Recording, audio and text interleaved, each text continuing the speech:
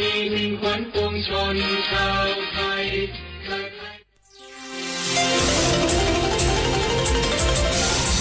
วิทยุแห่งประเทศไทยให้ความรู้คู่ความสุข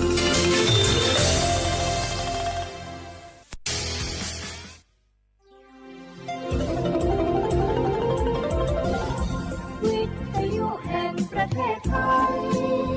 ให้ความรู้คู่ความสุขสถานีวิทยุกระจายเสียงแห่งประเทศไทยจังหวัดเชียงใหม่ AM 1476 กิโลเฮิรตซ์สถานีวิทยุภาคภาษาชาติพันธุ์แห่งเดียวในประเทศไทยที่มีความทันสมัยเชื่อถือได้สร้างอัตลักษณ์กลุ่มชาติพันธุ์สู่สากล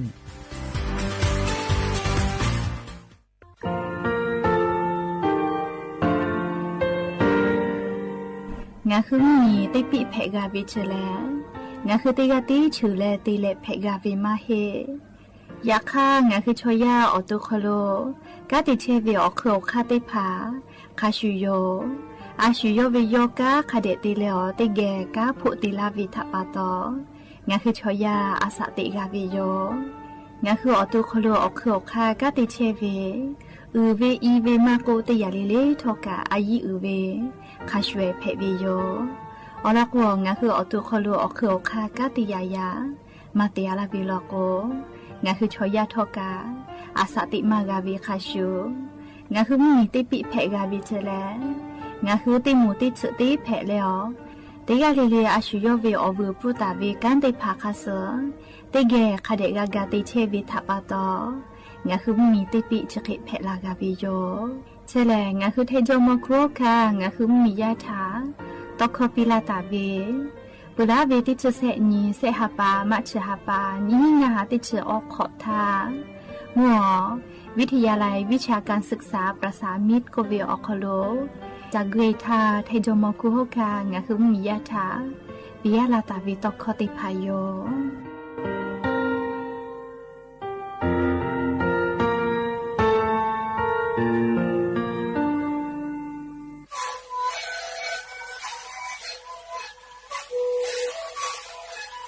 ชริคูในคือยาแก้เชื้อเวออกเข้าเชื้อและหุ่นเข้าตัวตัวออกทีจังหวัดที่ไหนเอ็นนาบาเด็กที่โอหาสิจิขะกิโลเฮเล่นเล่นหลอกเอาพ่อออยาแก้เชื้อเวนาลีดูแลไปชิ้นนาลีเล่นถือเวออยาที่นาลีเคยแต่แล้วก็นาลีชาพยาเล่นเล่นและหุ่นคอก็เชื้อเวและงานและหุ่นคอก็เชื้อชนะมาคาโบเมดิโด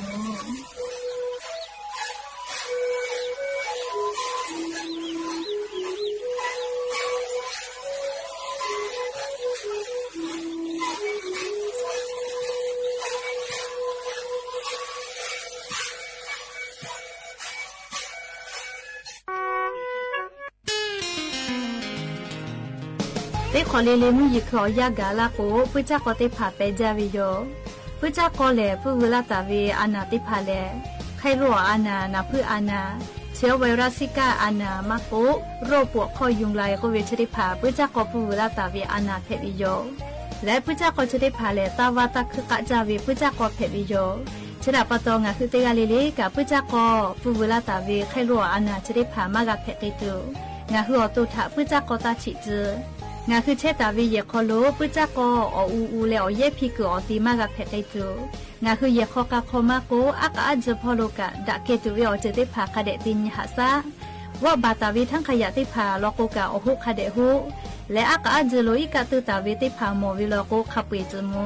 นาบอยกะคือเยวิติผาโลโกอหุคาเดเบเยอโลโกปุจักก็ติผาเลอิกะเกเลวิอคโล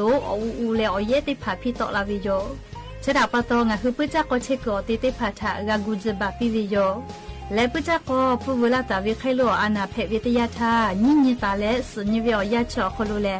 อตุหนาชนากะนาชินาและจามกะโดมกะเลพิพิโยโยติผาเตเลกางะคือว่าละโวเมฟาสอสูญิญิเลติผาโตลาวิโยติผาพาเลนาจาลาโกพิโตลาวิกะสุติผามาโกอากะซุวิกะสุโตลาเลนักขสุติผากะโตลาวิโยและงะคือเลอนาวิโอฮิติผาจะคิโตลาวิโลโกมอสลากุเกโลไกเล หาจะหาไซอลโกใครรู้อานาจะได้พาเลนัดเชื่อดอมาเพวิอจือจอวิโยยาแก้ปวดได้พาเอสไพรีปอตาวิมาโกไฮบูโปรเฟนได้พาปอตาวิเชลใครรู้อานาเพวิทยาธาดอเลหาซามาเพวินัดเชโยอลโกนัดเชื่อจะได้พาเลออโตโคโลสกาติโตลามาดูจากติปีวิเจใครรู้อานาเพวิทยาธานัดเชยอไปแล้วกาจะหาซาวิโยวิจากกอบเวลาตาวิใครรู้อานาจะได้พาเลนี่คือนากาเลฝากปื้อเวลากูใครรู้อานาจะได้พานี่คือเกโลกูไปจุโย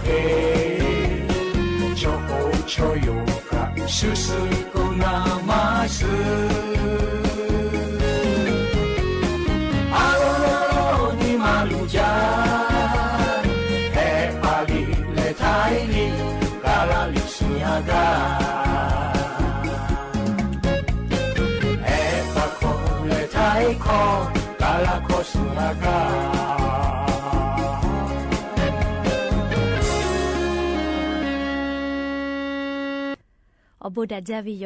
อย่าเพิ่งหาติปอทอกะดาจาวิโอยาเชอคลงคือติปอกกะมีละแลจุป้าอุปโลเชตาวิงะคืออวิโอนีรักยาติพัทติแกรายกาอบูดาจากวิโอคลงคือกับผู้กามดาเลออคอกะกอกะดะกิเชวิทัปตออลเปติกาลิเลทาตาวิโยยาวิโอคลละเซจาเลรายกาอบูดาจากวิโอคลหะยูลาวิโยแมหากวิววิวนี่ละหุยาข้าพ่อชื่อพ่อลุเชตาวิข้าคิเพเชเลติกาลิเลทอกะจ้าแม่ดอแม่แม่กาแม่ฮาเลดอซาเชลลาชุริเจวิวยากาลิงะคือไทมิงกอคโลแลมมุยิคืออยาเพวิทัปตอลิงะคือติกาลิลิกาอาชุยอตัวยอยากาทักเดนหะซะแม่อลโกมุยิเซมาคัส อานานาบุติผา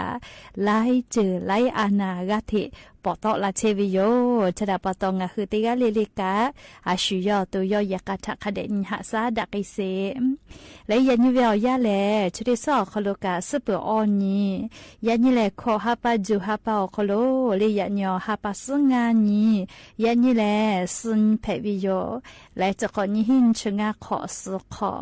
ฮาเวอเวอนีและหุยาติพาโอติฮาเลเลเวอยา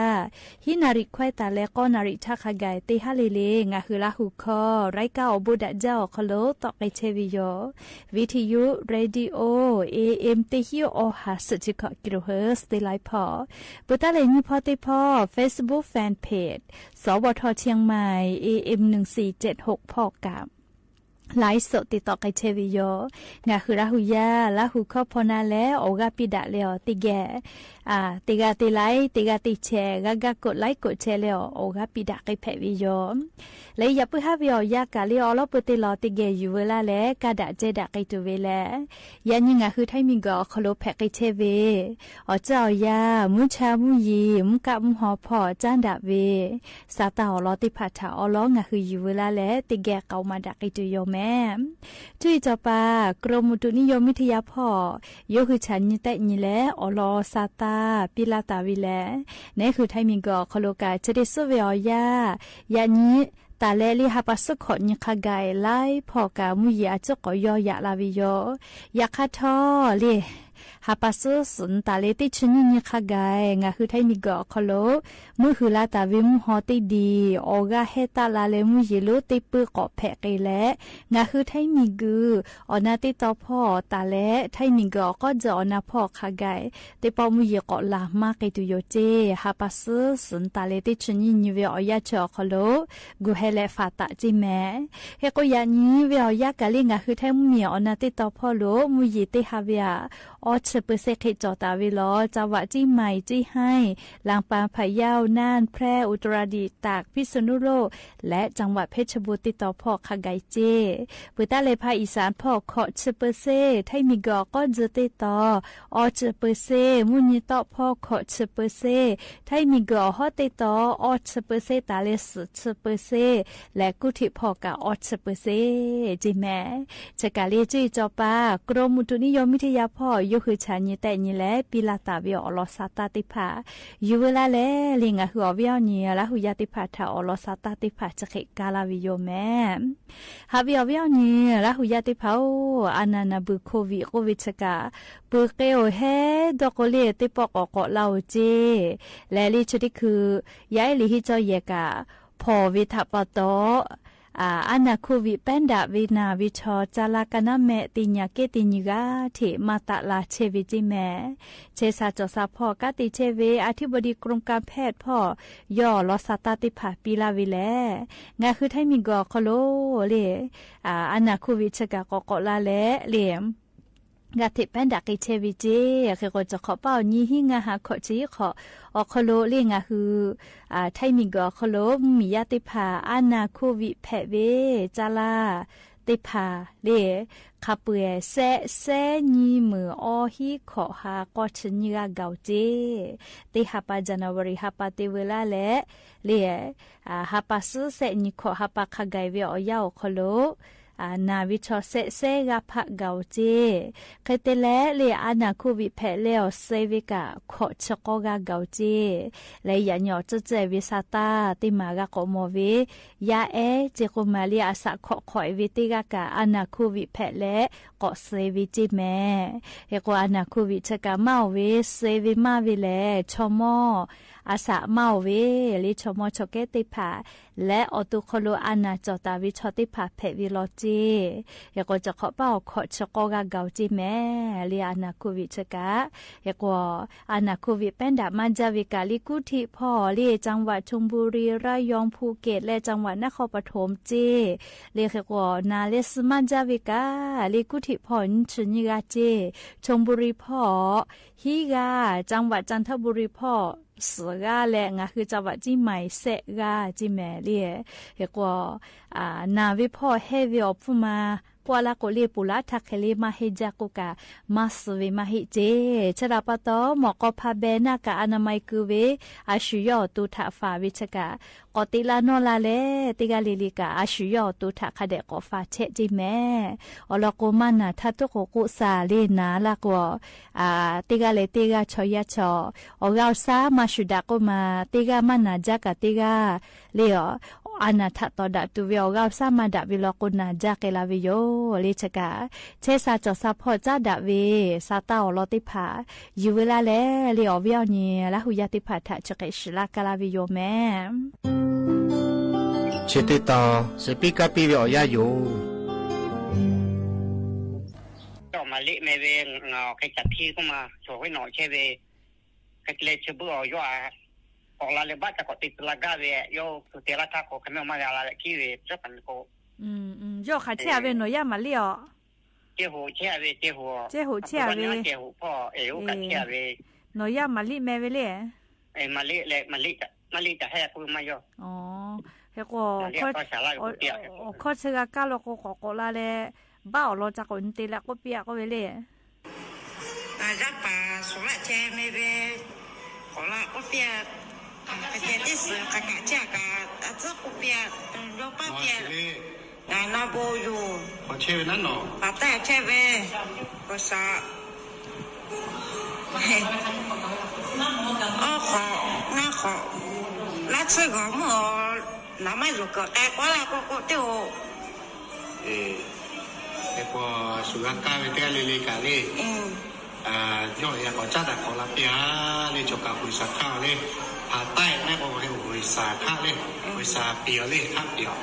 แต่ก็ย่อนาบูเมจิย่อยาป่าสุรชัยมากมองดาเวกาเซลของเราจิแม่ถึงจัดถัดจ้างกับผู้ดักไปแล้วกาก้าวชนที่ผ่านเจ้าของกุเปียนี่สุรชัยก็เอย่อยาป่าเนี่ยนะปุยาป่าขอบูจ้า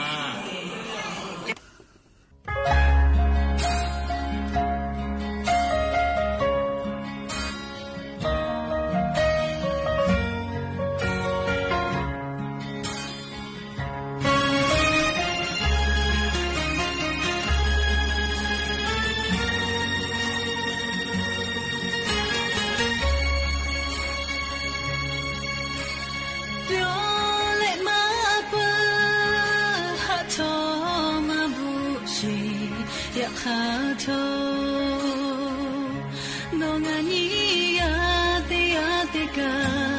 ยาพาไกตูยากา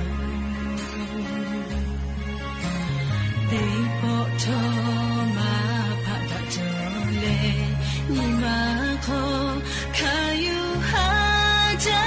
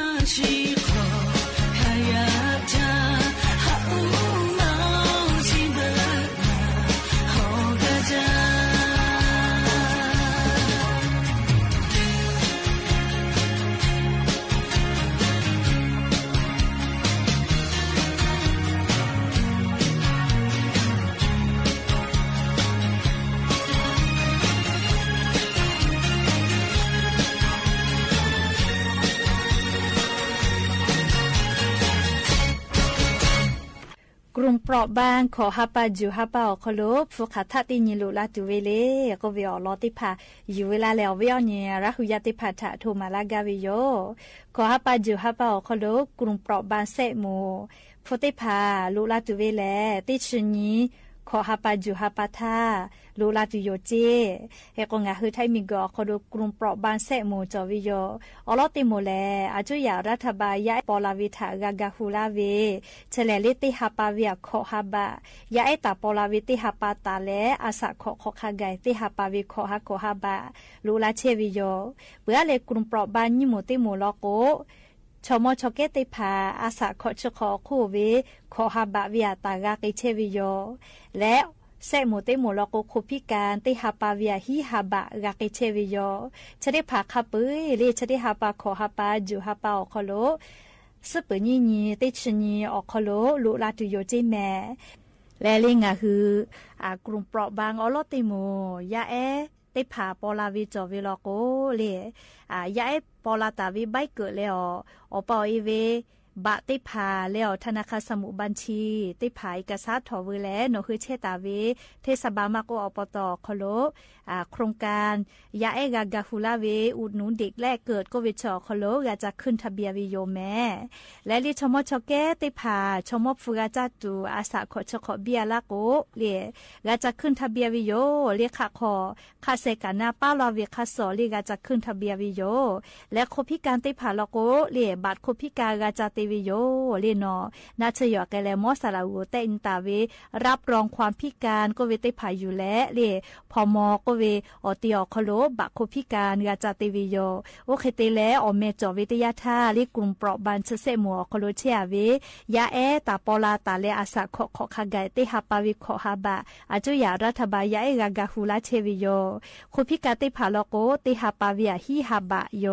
ชมออาสาขอชขอคู่เวลโกติฮาปาเวียขอฮาบะตาเลติฮิบะมีหลากเชวิโยเลชกากรุงเปราะบางอคโลชติฮาปาขอฮาปาจูฮาปาอคโลติชนิทาลโกฟูลุลากตุโยเจแต่ก็แลอวิอนีละหุยาติพัทอลอสาตาติพายูเวลาและชะเขชลากาลาวิโยแม่จ้าแลงาคือมือจ้าวาจาเชวิชอติพาเลชเป้าซาตานาหิแม่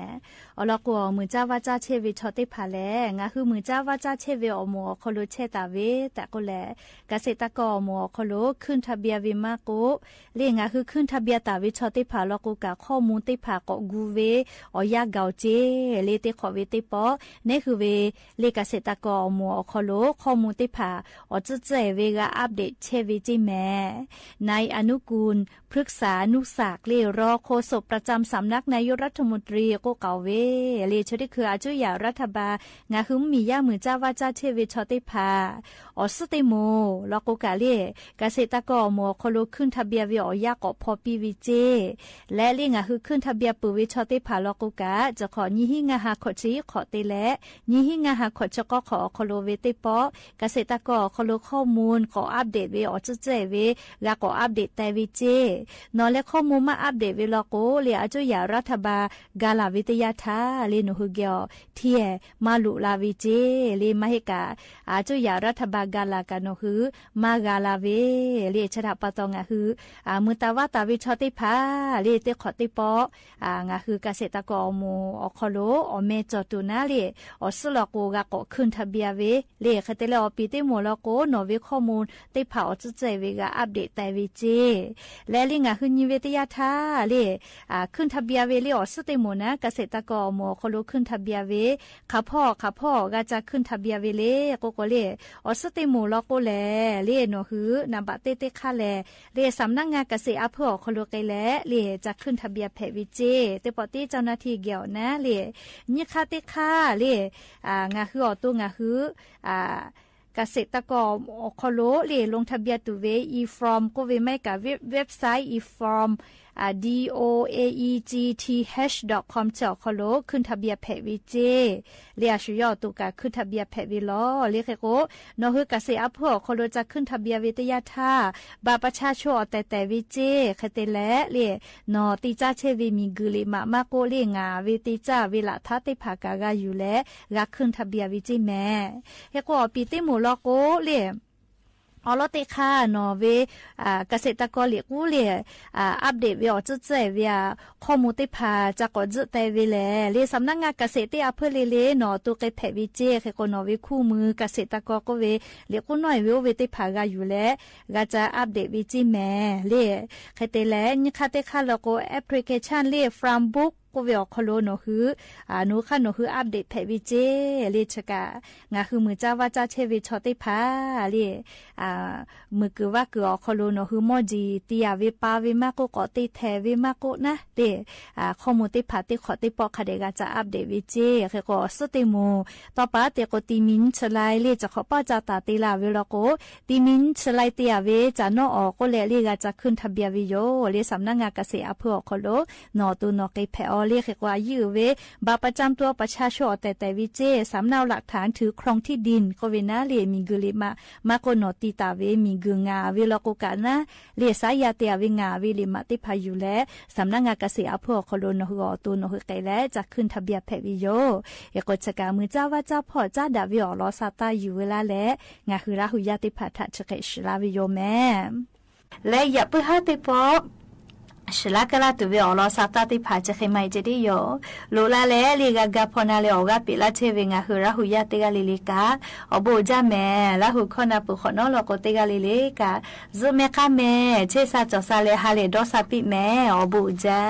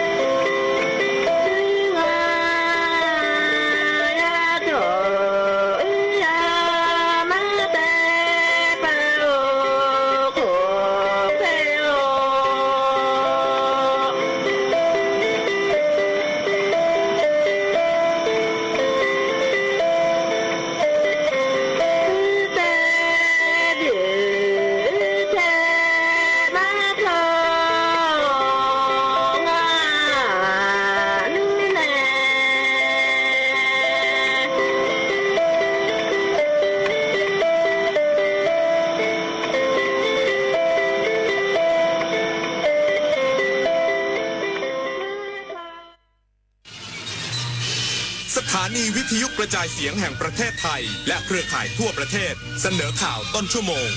รู้เร็วรู้จริงเกาะติดทุกสถานการณ์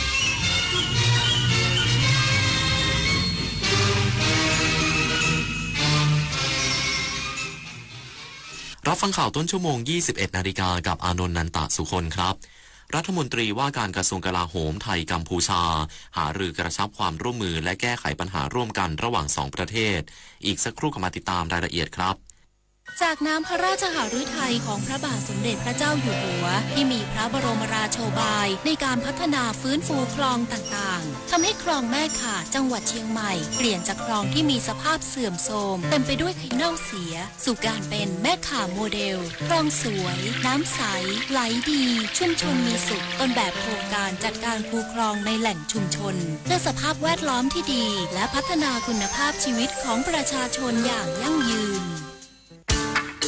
ถนนดนตรีไลฟ์เดือนมิถุนายนสนุกกับจังหวะที่อยู่ในสายเลือดของคนไทยดังไปทั้งแผ่นดินฮิตไปทุกชนชั้นจุดผสานทางวัฒนธรรมกับหมอลำสามชาติลาตินซูพร้อมศิลปินรับเชิญเท่าสราวุธทุ่งขี้เหล็กวันศุกร์ที่ 20 มิถุนายนนี้เวลา 18 นาฬิกาณห้องออดิโทเรียมอาคารศูนย์ปฏิบัติการถนนวิภาวดีรังสิตดินแดงกรุงเทพมหานครติดต่อเข้าชมฟรีได้ที่ Facebook ถนนดนตรีเรายังเป็นนักเดินทาง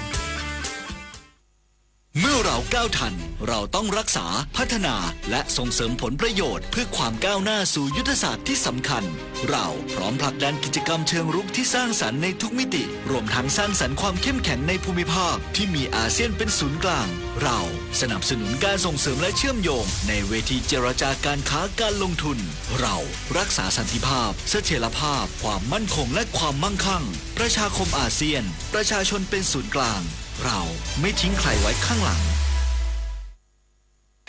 มหานครแห่งอาหารและบริการหาล้านสู่ตลาดโลกซอฟต์พาวเวอร์ด้านอาหารปลากุเลาเค็มปากใบนราธิวาสไก่เบตงยะลาปูทะเลปัตตานีโคพันธุ์พื้นเมืองและแพะวัตถุดิบชั้นเยี่ยมของท้องถิ่นได้รับมาตรฐานอาหารสากลและอาหารหาล้านผลักดันให้เป็นพื้นที่มั่นคงทางอาหารสร้างเศรษฐกิจชุมชนเพื่อยกระดับคุณภาพชีวิตภายใต้ระเบียงเศรษฐกิจหาล้านจังหวัดชายแดนภาคใต้รองนายกรัฐมนตรีและรัฐมนตรีว่าการกระทรวงกลาโหมนำคณะหารือพลเอกเตียเซฮารองนายกรัฐมนตรีและรัฐมนตรีว่าการกระทรวงกลาโหมกัมพูชาเพื่อเสริมสร้างความร่วมมือและแก้ไขปัญหาร่วมกัน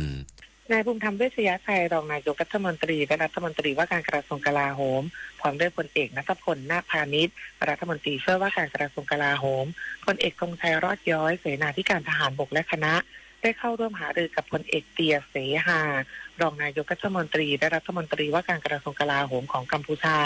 พลเอกเอษสารัตน์รองผู้บัญชาการทหารสูงสุดและเสนาธิการร่วมพลเอกเมาโซพานรองผู้บัญชาการทหารสูงสุดและผู้บัญชาการทหารบกกัมพูชาและคณะที่ค่ายสุรสิงหนาถอำเภออรัญญประเทศจังหวัดสระแก้วการหารือครั้งนี้มีวัตถุประสงค์เพื่อแลกเปลี่ยนความคิดเห็นและหารือแนวทางในการแก้ไขปัญหาข้อขัดข้องระหว่างสองฝ่ายโดยทั้งสองประเทศเห็นพ้องที่จะดำเนินการตามกลไกความร่วมมือที่มีอยู่เพื่อให้ได้ข้อสรุปที่เป็นรูปธรรมและการปรับกำลังในพื้นที่ให้เหมือนในปี 2024 ทั้งนี้รองนายกรัฐมนตรีและรัฐมนตรีว่าการกระทรวงกลาโหมได้เน้นถึงความสำคัญของการใช้กลไกทางทวิภาคีเป็นเครื่องมือหลักในการขับเคลื่อนความร่วมมือและการแก้ไขปัญหาร่วมกันเพื่อเสริมสร้างความสัมพันธ์อันดีระหว่างกันอย่างยั่งยืนผมธิดาทิพยานนท์รายงานค่ะผู้บัญชาการตำรวจแห่งชาติย้ำจุดยืนในการปกป้องอธิปไตยของชาติสั่งตำรวจตระเวนชายแดนเตรียมกำลังยุทโธปกรณ์สนับสนุนฝ่ายปฏิบัติการอย่างเต็มที่พร้อมสืบสวนหาข่าวและสกัดข่าวปลอมทุกช่องทาง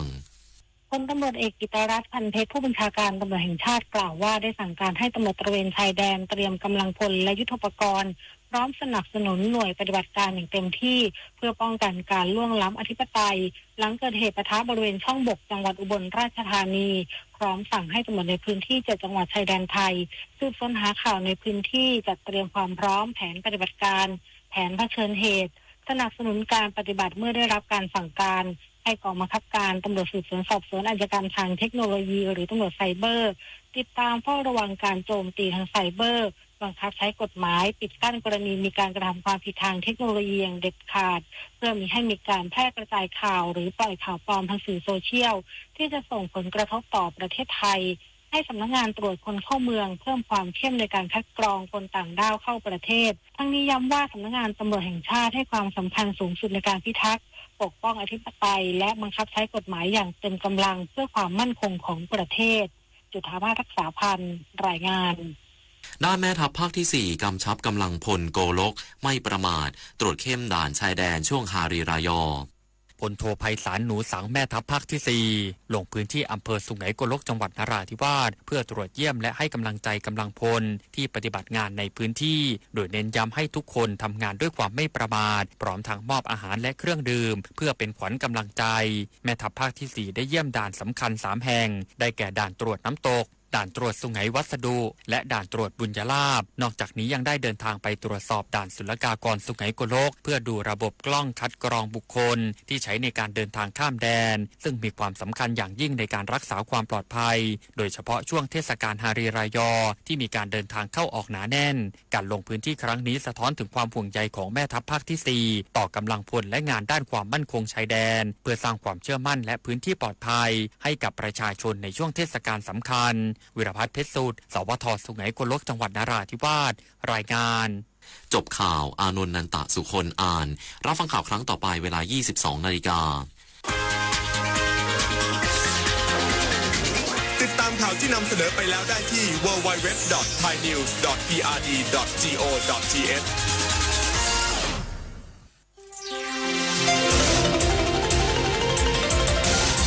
วิทยุแห่งประเทศไทยให้ความรู้กู้ความสุข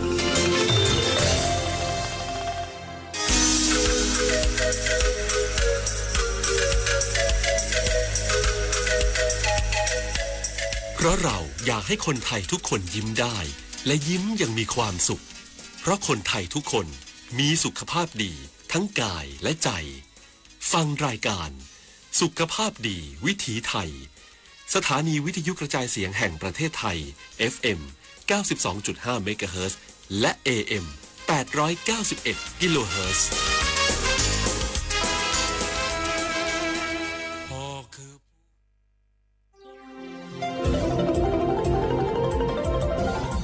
วิทยุแห่งประเทศไทยให้ความรู้กู้ความสุข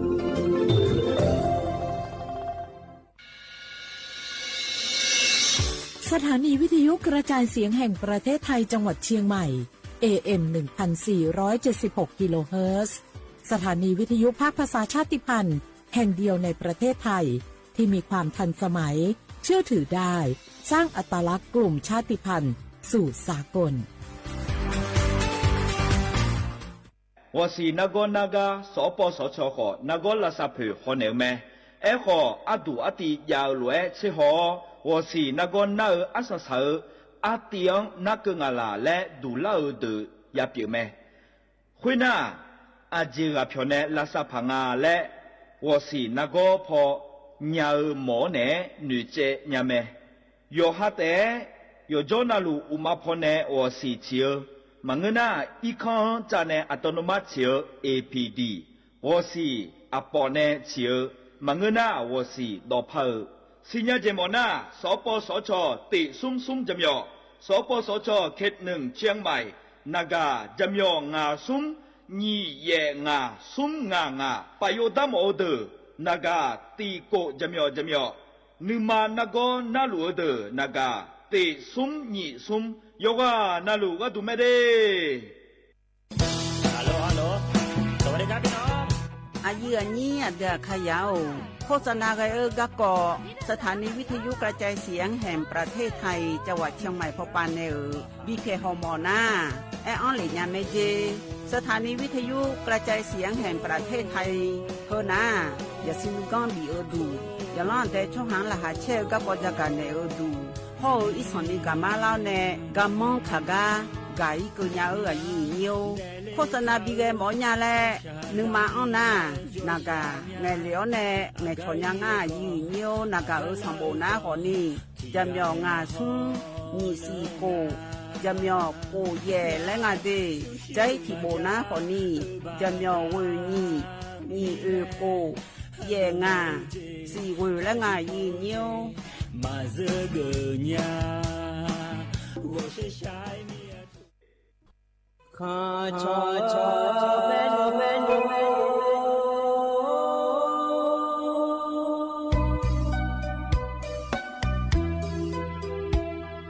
za ni cho pu le nga do we tu ya ka ba za ni cho mo le nga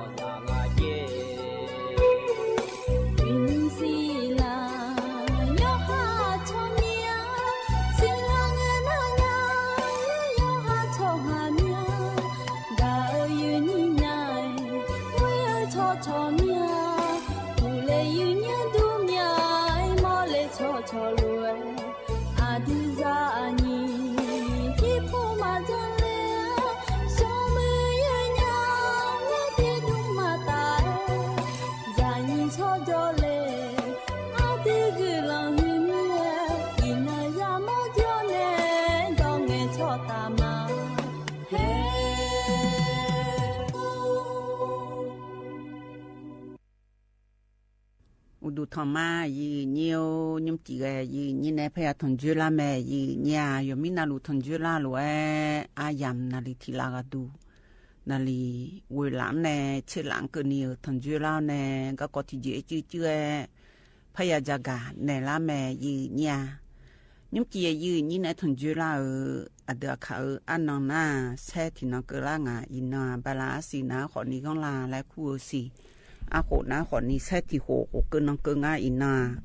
มิชเมออันนองนาอินนาวันพฤหัสกันนองเกล่างยีเนี่ยวัดที่งานนองบาลาสีโกเสียงสิเลกาคนนี้พังยาตาโกเชเยโหอายามที่นองสาที่น้อยเบลาจีอีกดึงมาควายยีเนี่ยยุงคานาขอนี้เยก้อนยำยีเนียวอยู่อันนาลูเฮยามเมลาเฮอจีก็กอยู่หันตึกละพายงาและอยู่ขายยองดาลอยยีเนียวเธอยมคานาขอนี้อัลลอปุลาดูเลี้ยวแนก่อยมยามองดีอัลลออีกคนจงาและบยามอยมยามองอัลลอยังกงาและบยามกยามองยีเนียวอย่ามาอุเซอัลลอบุคลามาตัวเธอหนาขอนี้อุยอานาเธอยลุมันมือเมียมิชาดดอนโจขอดูลาและรอเธอมีจะมีขอผู้ล้างบาโคจุกะขอดูลาและรอยีเนียวเธอมีในโยนาลูโยขายยังดาลอยีเนียวเชกอมาบีก่อนเนี่ยอยู่วันเนี่ยช่างไทยดาญาและเชกอกะกอยขายช่างไทยดายีเนียวห่อเธออินยมนาลอยีเนียวเชกอกอในเปียลานากอเธอหนาขอนี้ไข้เลือออกเธอลอยีเนียวอันนั้นก็ในหนาขอนี้เชกอกอในสยุสละผู้หลานนาลาอนากอลูและขอยา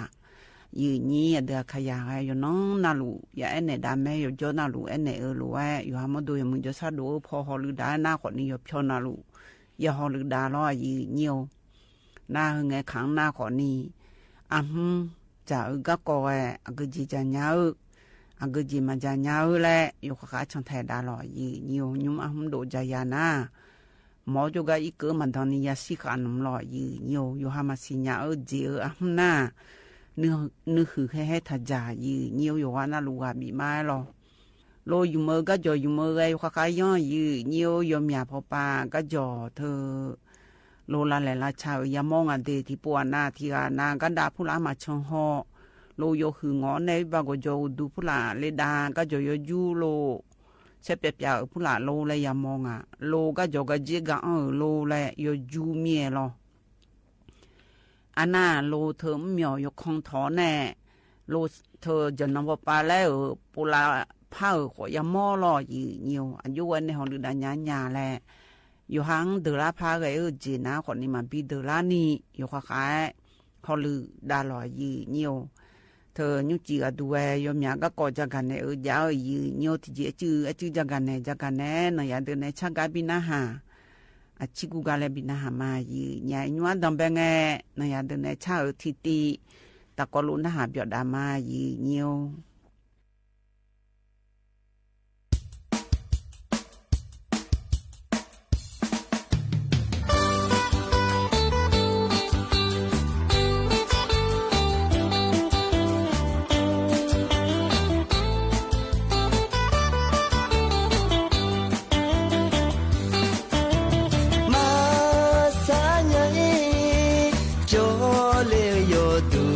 มาโชญาสุนยามาบาเอีญาวาสาสาเวยืญาคือเลเตคาพายนอยจูจูเลมยาสุสานีเยเฮมยายาดูอามุดุลิทิกามาดิมยาอาโชสุงเงมาเกนังเปียโลมยาโชเสโฮเฟโซนิมยา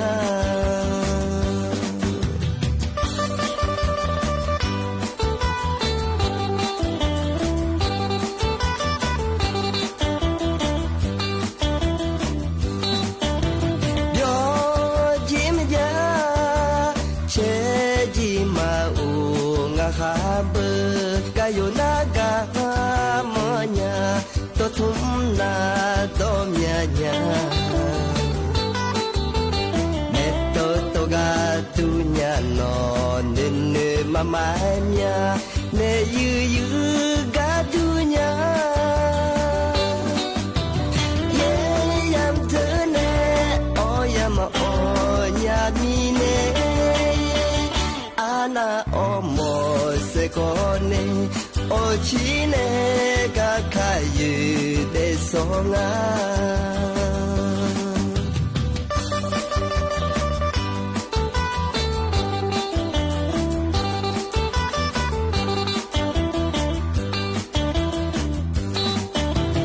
ni le nya singe nya ko mami nya ju singe jam masinya gagao allo sinje jinge ko domi masinya seyo yo la lenya masaya dui anya habe jaga melo asi piao ne melo abon yu ke ko ni mya lo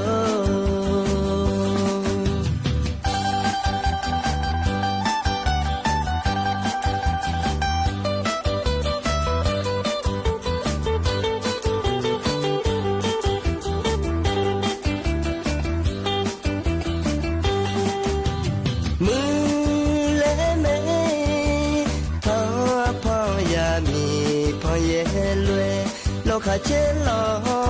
pa ga na gu che la nya lo kha cho che lo ya lo kha ko ja ni pu le la chi nge chu ta le pa a do che nge ya yu tu na tha ju ne a do kho pi tu nge no go abon ni ya lo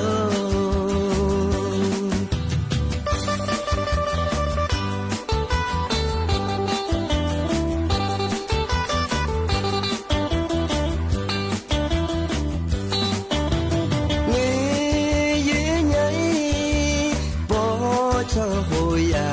nga ji ni phasa ga sa di da ding le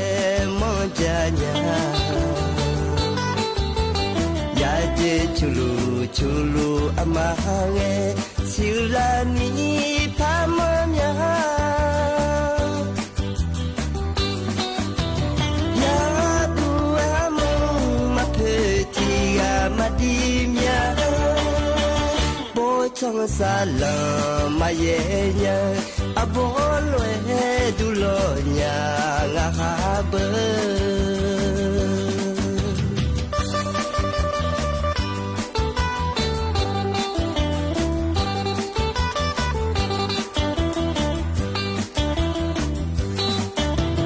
chi ena chi ge chi ne samanga une ena ji ni sama le dunya mule la na ko ngene sa samanga hole pa ena no byo na ge hone mo se manga hu ya ni ya sinya ji je na anai ka ko go imya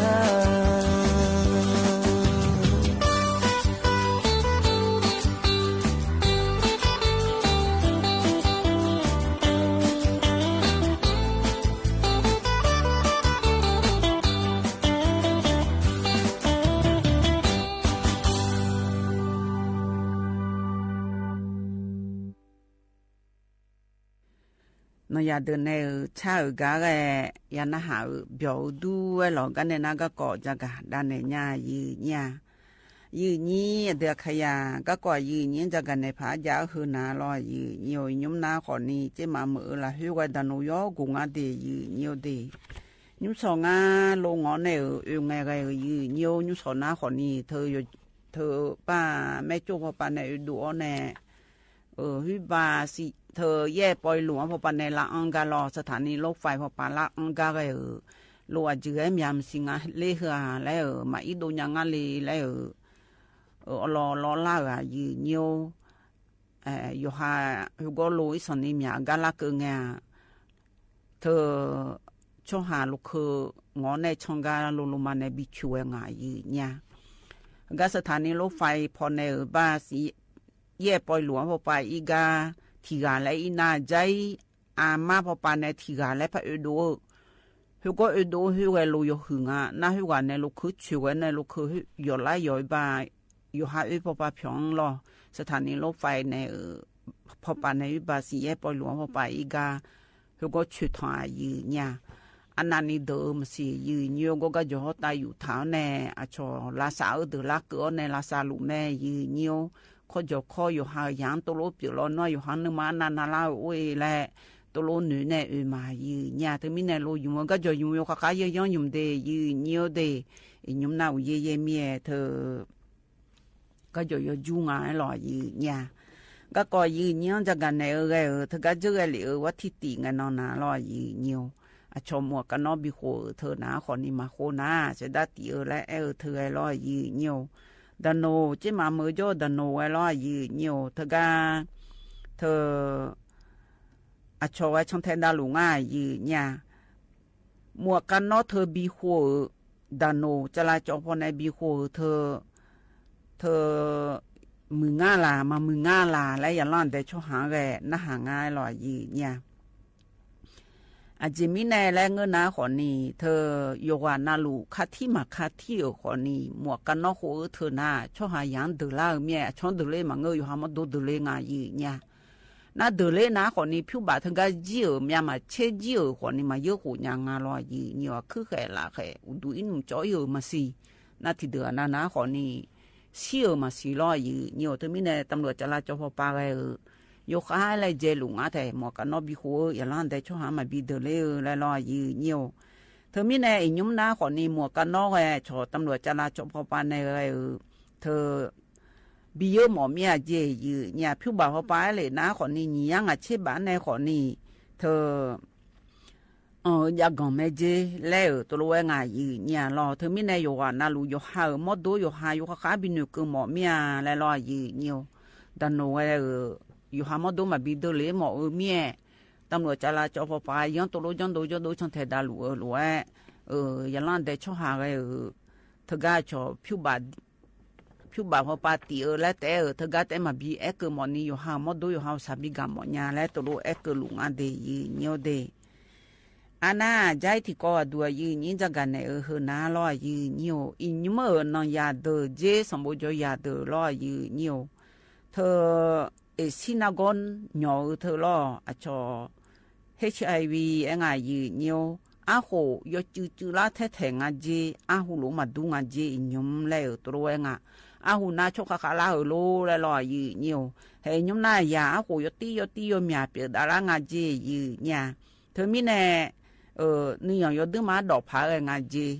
อย่างนั้นแต่ช่วงหายอยู่หายพายมาเธออุจิวยาจตังไงจ้าท ถุงยาอนามัยเกอแลมเสียโคลัวยกกาNLG ยืเนี่ยรอสินากอนาชอหามีดารางาเจใจทิตีอดูนาลอยืเนี่ยวทกายยุมนาขอนี้แก๊งคอนเซนเตอร์เธอรออยู่หางจะมีเหมียวจาลาเดอนาขอนี้เธอยุมนาสมบูรณ์ยังอยู่ข้างอยู่เกลือแน่เหมียวอิงาเจ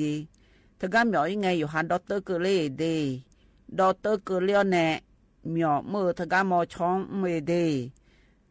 ดอเตอร์เกลียวในมอชอมือหลวยยาสมบูรณ์จอยเฮนาขอนี้ฮึบะอาชมิหัง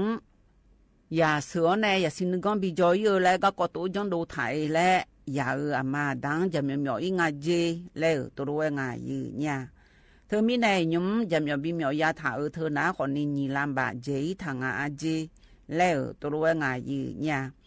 น่าดอตอนนี้ยุ้มตัวจับพระบีลากาพายุ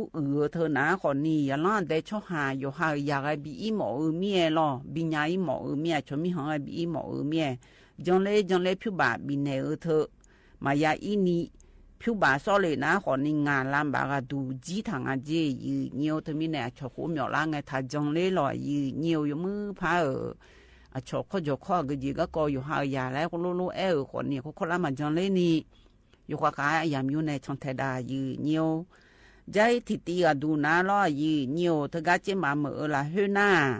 เยกยามเกเลยนายอุเย่ดอลมีอานาแม่น้ำปีลอบาเธอยเจบิเจเยยนาบินาเยและกึกางาและขุเจพานาขอนี้ขุเจขุนาและตโลเกเธอผิวบายุมพอไปเลยนะลอยยืเนียวยมาเลยมฐานในจังหลุงอาและลอยยืเนียวเธอมีในยุมนาขอนี้ลอยยืเนียวเธอมิชาเธอก็ดูโดเธอยาถอดดูเลยงาเจแล้วตัวงายืเนี่ยยาถอดดูเลยลัวก็ถูตุถอดไทยและยุมอายมาดอโตงากาชาจุทางาลอยยืเนียวเธอก็งากาถอดไทยมาเจยืเนี่ยลอเฮไงตัวโลจังมือดานาขอนิวเย่เลยไงดอลลาร์ไงอีจูเฮ้พอมาดอมบยองนี่ยหล่อและยืนยันนี่ช่างไทยดาวก็กองงาเนี่ยเฮกันในน่านอย่าเดินในชักกะทิตีแล้วแต่ก็รู้ว่าพนักเบียดามายืเนียว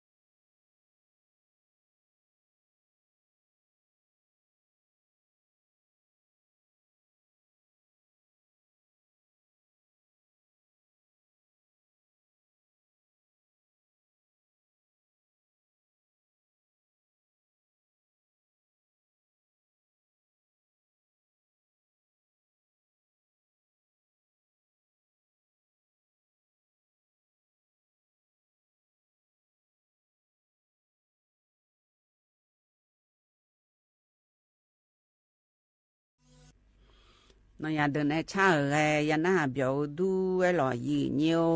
อายุนี้อันเดือขยะเดออาคันนิสอวัที่โกเดอินนาวัที่งาเบอยืนี้นิสอวัที่โกยืเนียวอายามนาลีเวหลังแน่สมเชนาเทียนแน่ทกาโรงเรียนเทศบาลสีดอนชายอนเดยืเนียวเดเธอชอเธอแลยูโอบิเลเอเจยืญายองแงบิเลเอเจแล้วตัวงายืญาเธอมิเนยยันลันเดชหาเธอกาเลเดนาลอยยืเนียวโยวานาลูเธอที่น้องงาและมาเชนียมือพายุในอุเลลอยยืเนียวดตงาพากิโลเจนีบีเอเจเดยืเนียวเดเฮนาขอนี่เธออชอมมุสบียูโอเธออังกาชบายในเลอแนบิเลงายืญาเขาก็จะกันในเฮกานาขอนี่พันตำรวจโทสัดดาและคู่เฮกางายืญาตกาดันโนอมก่อยปาฮอลืดาลอคณะอายอนาขอนี่เธอไม่ยอมเฮบีไงยมือพาฮอลืดาในลาเดและยันล้านเดชหาเธอมมุสบีลอจูโอลอบีเลงลาบีไงลาเลงและลอยืเนียวเธอมิเนอาสุวานึมาเกนาอาสุวานึมาเกนาลอยืเนียวลาลาญาเมเจเดยืเนียวเดเธอไงลอยืเนียวอันน่ะเธอกาว่าสินดอยไทยละเฮนาขอนี่โลกนะหายางานแน่ยืนี่เฮไงยูชาโปโลบีเฮนาขอนี่ยูโอคายาซังเดืองแกทิตีชบานแนวแนวก็ในนาขอนี่ยันล้านแต่ชหาเธออยู่หาอย่างนี้ชดสาเดือขอมึงงานแน่ยืนี่ก็บีเลกาลาเกเลละอีเกเดืองชบานแนวเจเฮกายยุ่งชบานแนวเฮนาขอนี่พ่อนานล่าอมก้อยและคู่เฮกันในบิเลจอนโดกักกองงานลอยยืเนี่ยพ่อนานล่าเฮนาขอนี่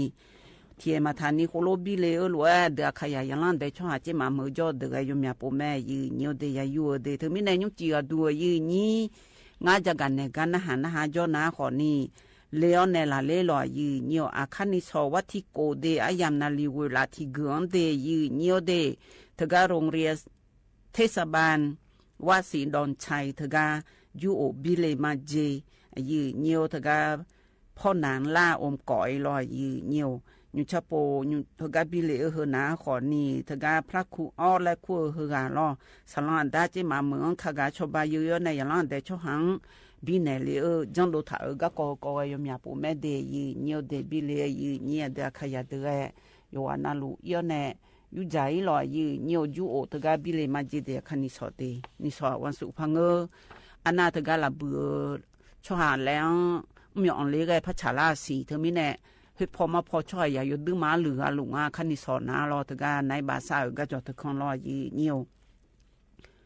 ใจทิตีก็ดูยืนยังพระจักกันในเฮนาขอนี้อุเยอุชาก็กอจักกันดันในญาเดยืเนียวเดวัดที่สีในวัดที่เชนีก็ดูงาเดบาลาสีเสียงเดตกากรมอุตุนิยมวิทยาพอปันในจักกันในนาขอนี้เฮวัดที่แน่วัดที่ชี้แยงเกินนี้บาลาสีนาลอยยืเนียวเธออุเย่เธอนาขอนี้เธอที่กานายจือที่จอนายจือที่จอนายเมียและลอยยืเนียวให้ตรูแวงอาเจยืเนี่ยอุเจจะและเธอนาขอนี้ฮิบามรสุมและงาชอทะเลอดามันพอปานในลอเธออุเย่จือเย่เฮกอนในล่างอาเจแล้วตรูแวงอายืเนี่ยเธอวัดที่ในอีนองเกินนี้นะขอนี่เธอดิมาผ้าอีสานพ่อปาและล่อยืเนียวดิมาผ้าเหนือพ่อปาขอมือล่อยืเนียวอุเยอีสันนี่มาเยี่ยมนี่เยี่ยงอาเจแล้วตัวเองนาวัดที่สีแน่วัดที่เช่นนี้เกินนี้นะขอนี่อุเยดิมาผ้าเหนือพ่อปาน้ำอย่าล่างอาเจผ้าอีสานพ่อปาอาเจยืเนียววัดที่สีในวัดที่เช่นนี้ก็นี่นะอุเย่จิมยาลางอาเจเดเธอมีในอุเย่อุชาก็กอยกขาชันเทดาเจเดยืเนียวเดนาวัดที่เชสมในเชี่ยงก็นี่บาลาสีนาดิมาผ้าเหนือปอปานาขอนี่อุเย่งาสีเจทิกานาอุเจอิสันนี่เจงาเจแล้วตัวงายืเนียวเธอมีในยังงอยามีในลอยยืเนียวเย่อุชาก็กอจักันในง่ายยืเนี่ยเฮกันในน่านายาตื่นในชักทิตีและพันหาเบียวดามายืเนียว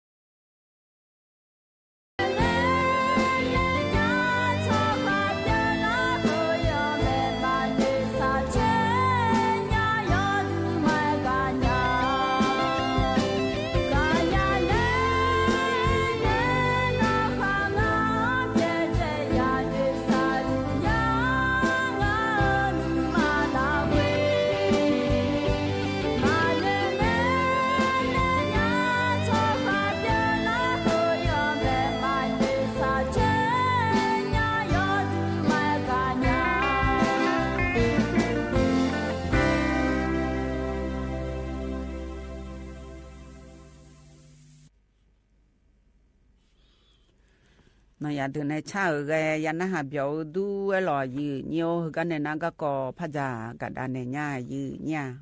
เฮาก็ว่าดูน้าล้อยยือเนียวเฮาก็ผู้ว่าราชการจังหวัดเชียงใหม่พอปานในจักรในงะเฮอน้าขอนี่อีจูอูเย่ๆเลยนะกึกะอยู่จอนาลูดองงาแลกึคาแหลมฐานใน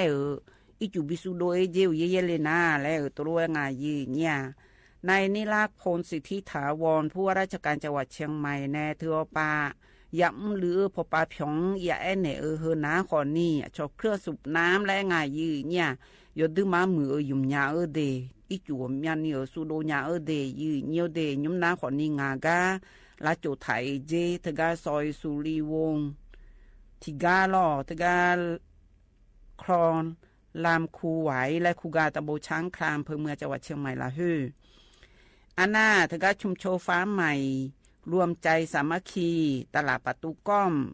อำเภอเมืองจังหวัดเชียงใหม่และทิกาเจหน้าโรงแรมB2 2B2 ทกาล่อถนนสีปีเมืองทิกาเจยืเนียวเดอำเภอเมืองจังหวัดเชียงใหม่ละฮืออันนาทกาตำบลช้างเผือกตำบลหนองตองอำเภอหานโดยเจเดยืเนียวเดยูชาโปโคโรเลมถาเธอนะขอนี้อูเย่เย่เลี้ยวในอีจุดดอนเบียงเลยนะโคโคลาอย่าล้อนแต่ช่วงหังอีจุดดอนยากากามายาสาผาโคโคลาบิสุโดเกือเจบิสุเกือเจเดยืเนียวเดเธอมีแน่เฮอนะขอนี้แกจังหวัดเชียงใหม่พอปานะขอนี้อียุ่มหน้ากูขาตกาเดมยังถาในฮอลลีดาเธอยอดมามือกูขาเจียคนนี้พังอายาตาโกเชยขวนจินหัวดูล้อยืเนียวเฮอแกยืนี่เดือขยันจากกันในก็ก่อยืเนียวกันในนาชิกุกาและพบินหาดาญายืเนี่ยยมตีดูชิกุกาบินหาเฮอนะขอนี้อายุอับยาและคู่อันเนี่ยชิกุกาตะกลุนหาเบียดามายืเนียวอายามหายาหลวย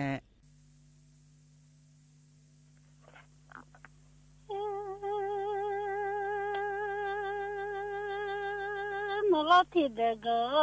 เมื่อ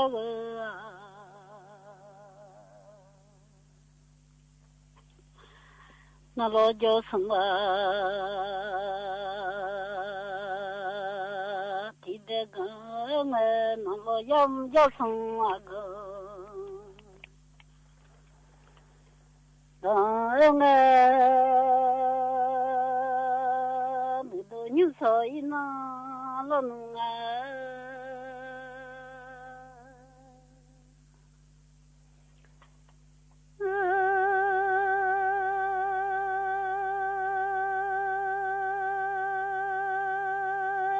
서전서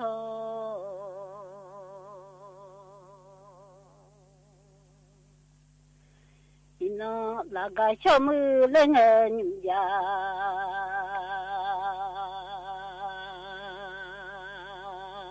너이 너차너이 아저 랑에 너로 차 너저 라가랭에드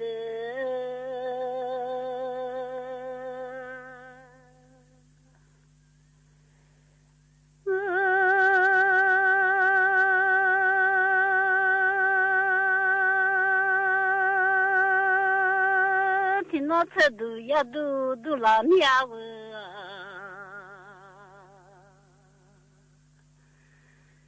thì nó đủ ba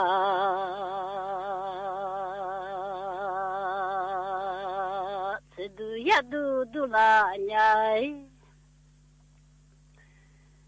ở trên thì nó là hơi chân ya nữa nghe noa dù đây nhị mươi giờ lên nữa mà ngơ miang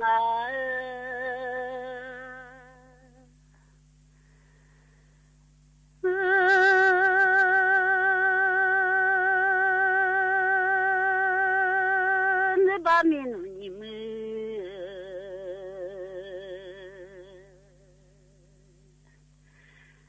giờ lên nữa mà ngơ nữa ba mi giờ nhị mươi là già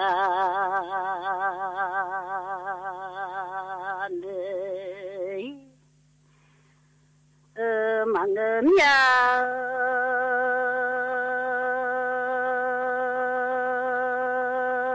man de gal sun te ngna de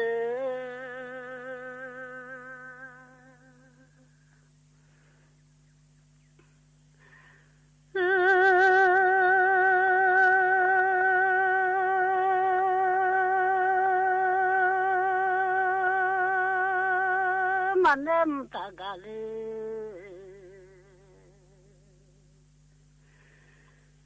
sunthengna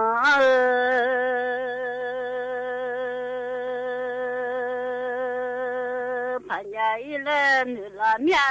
danem hagale sundwa khunge che phanya len nila mya che mi zenga ha tiga na lo jo sunde yam ngade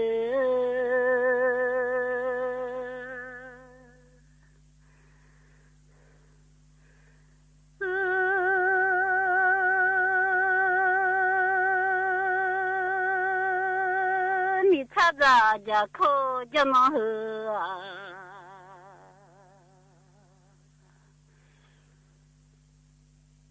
ane ano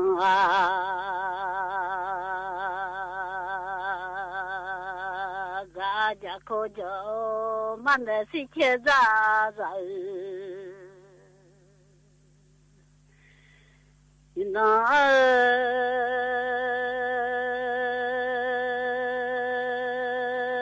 phanya ile la nyai che mi cha no za ja ko jo man de si che za za zami nga ga ma chi bu zi sha ga le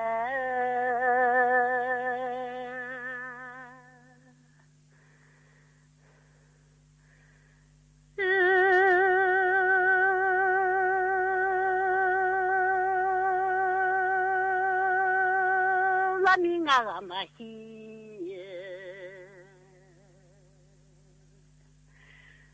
우리 차가 일랑을 파냐 샤고 레랑을 사고 타오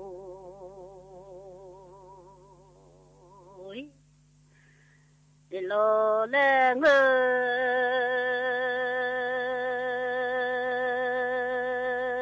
파냐 일렌을 라냐 너 만대자 뷰슴라마이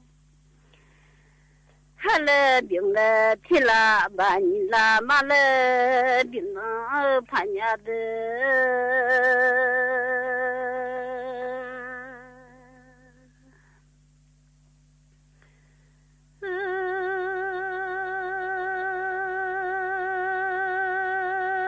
니라 바슴라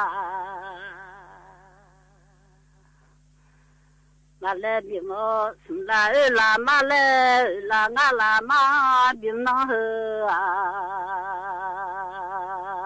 나라 바고 라 말래 비모 고라 바시라 말래 비모 시라 예라마 빈가데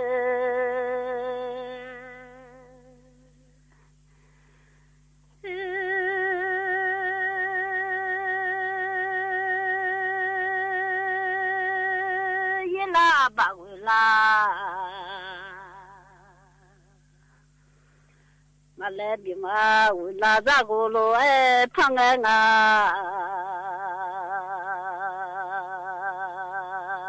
울라바자고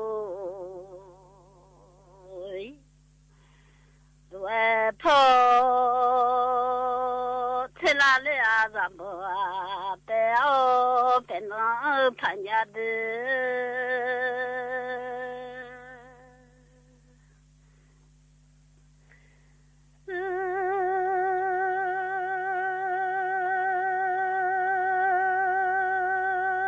라자고 파오 텔라자보아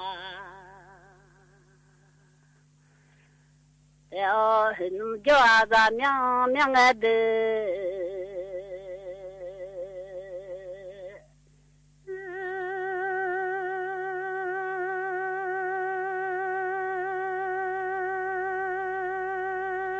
拉扎古朋友吃拉扎不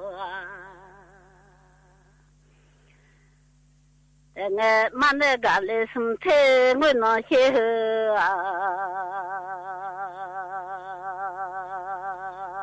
嘛那大个嘞身体我咱们还个嘞什么多可个嘞还那么久啊咱娘娘爱的吧就啊咱娘娘能盼呀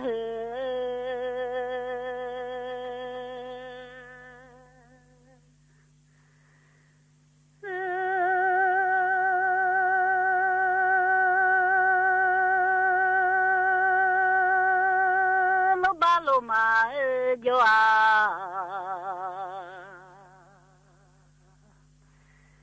这差多我哈东的我哈帮的都哈叫我的人呀，帮的都哈叫能拍，那些。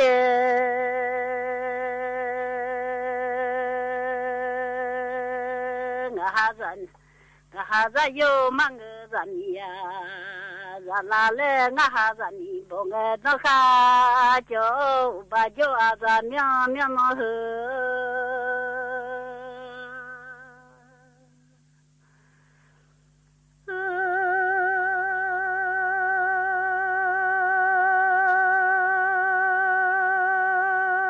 老爸老妈就啊。这差多呢，盼呀一来的啦你呀，就妈咪这我哈提啊，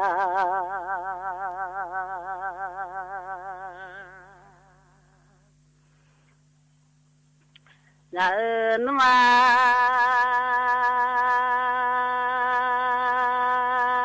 咱们那个嘛西不是下个来我盼呀的。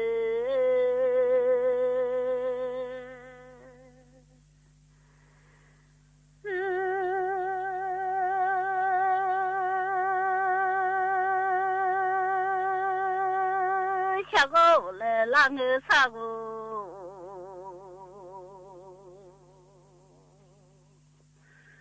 头来老来我，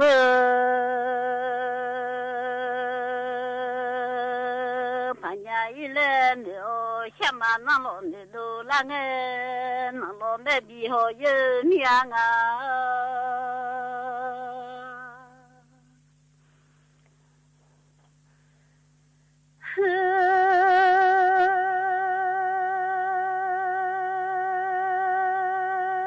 几老那都啦，几老那比那个红啊，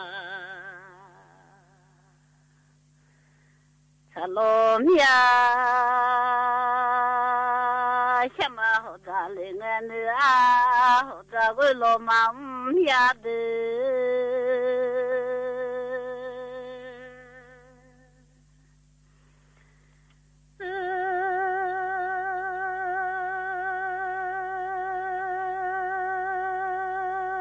弄脏个会老忙碌的，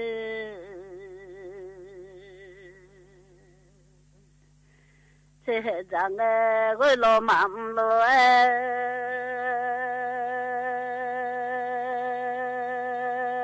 这去动个西罗马，啊，你。弄地还咋个咯？忙碌哎，什么车还咋个咯？忙人呀的。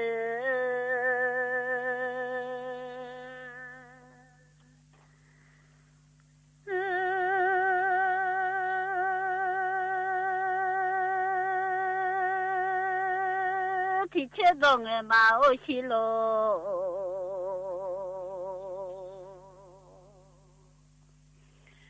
马当路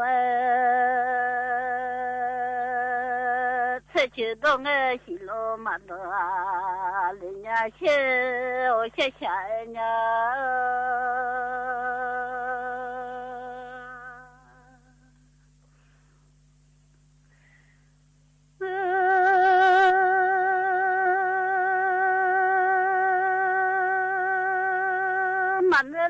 มาโอที่เย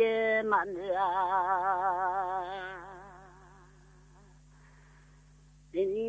ี่ลานุ่มโลทศยาเจียเดี๋ยวฉันยานี่จะงาหาที่กาลาเชล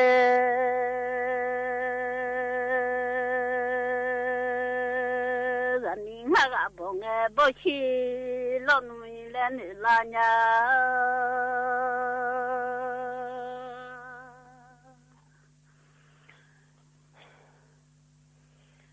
นี่บงมาชีเลนี่เด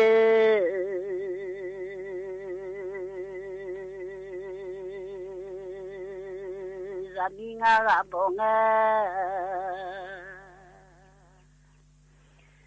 มาชีเลนี่ยังอาศิขังมาบัวเลชะลอนยาโนรามีเดมีสุโธเล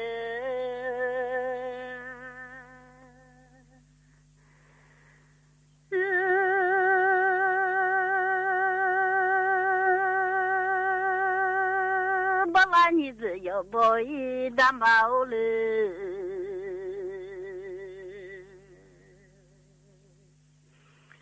โอชาเนีย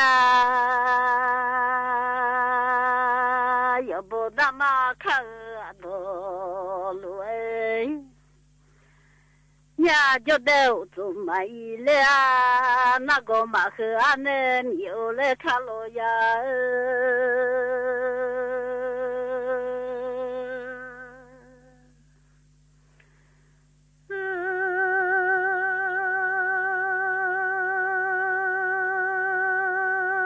บ่มาอีมาโอชาซอนมาสิเลอาเลซามิโอโต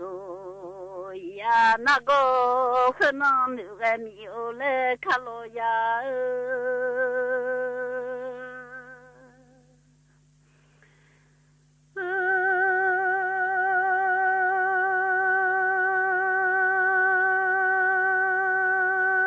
นี่สบอยาฉันขนมมิกันโอเลยบดามาข้าดอลุเอญเลดุลาเตอันมิโอเลยบดามางดีจูเอคาโลยา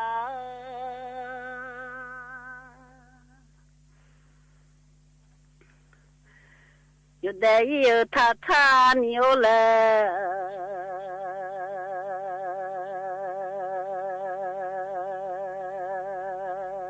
อยู่ได้ตุย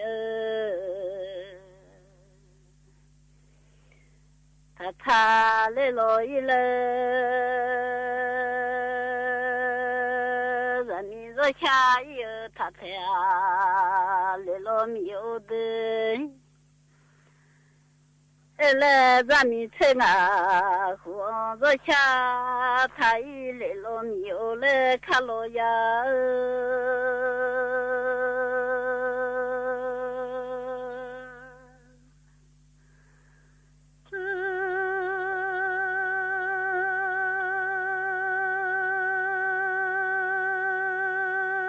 ซามิเชสมหัวโล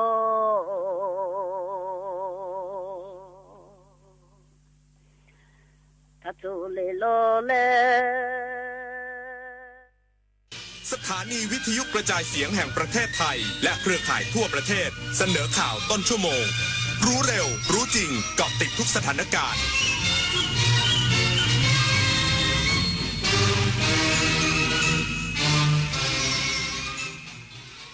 รับฟังข่าวต้นชั่วโมง 22 นาฬิกากับอานนท์ นันตะสุคนครับ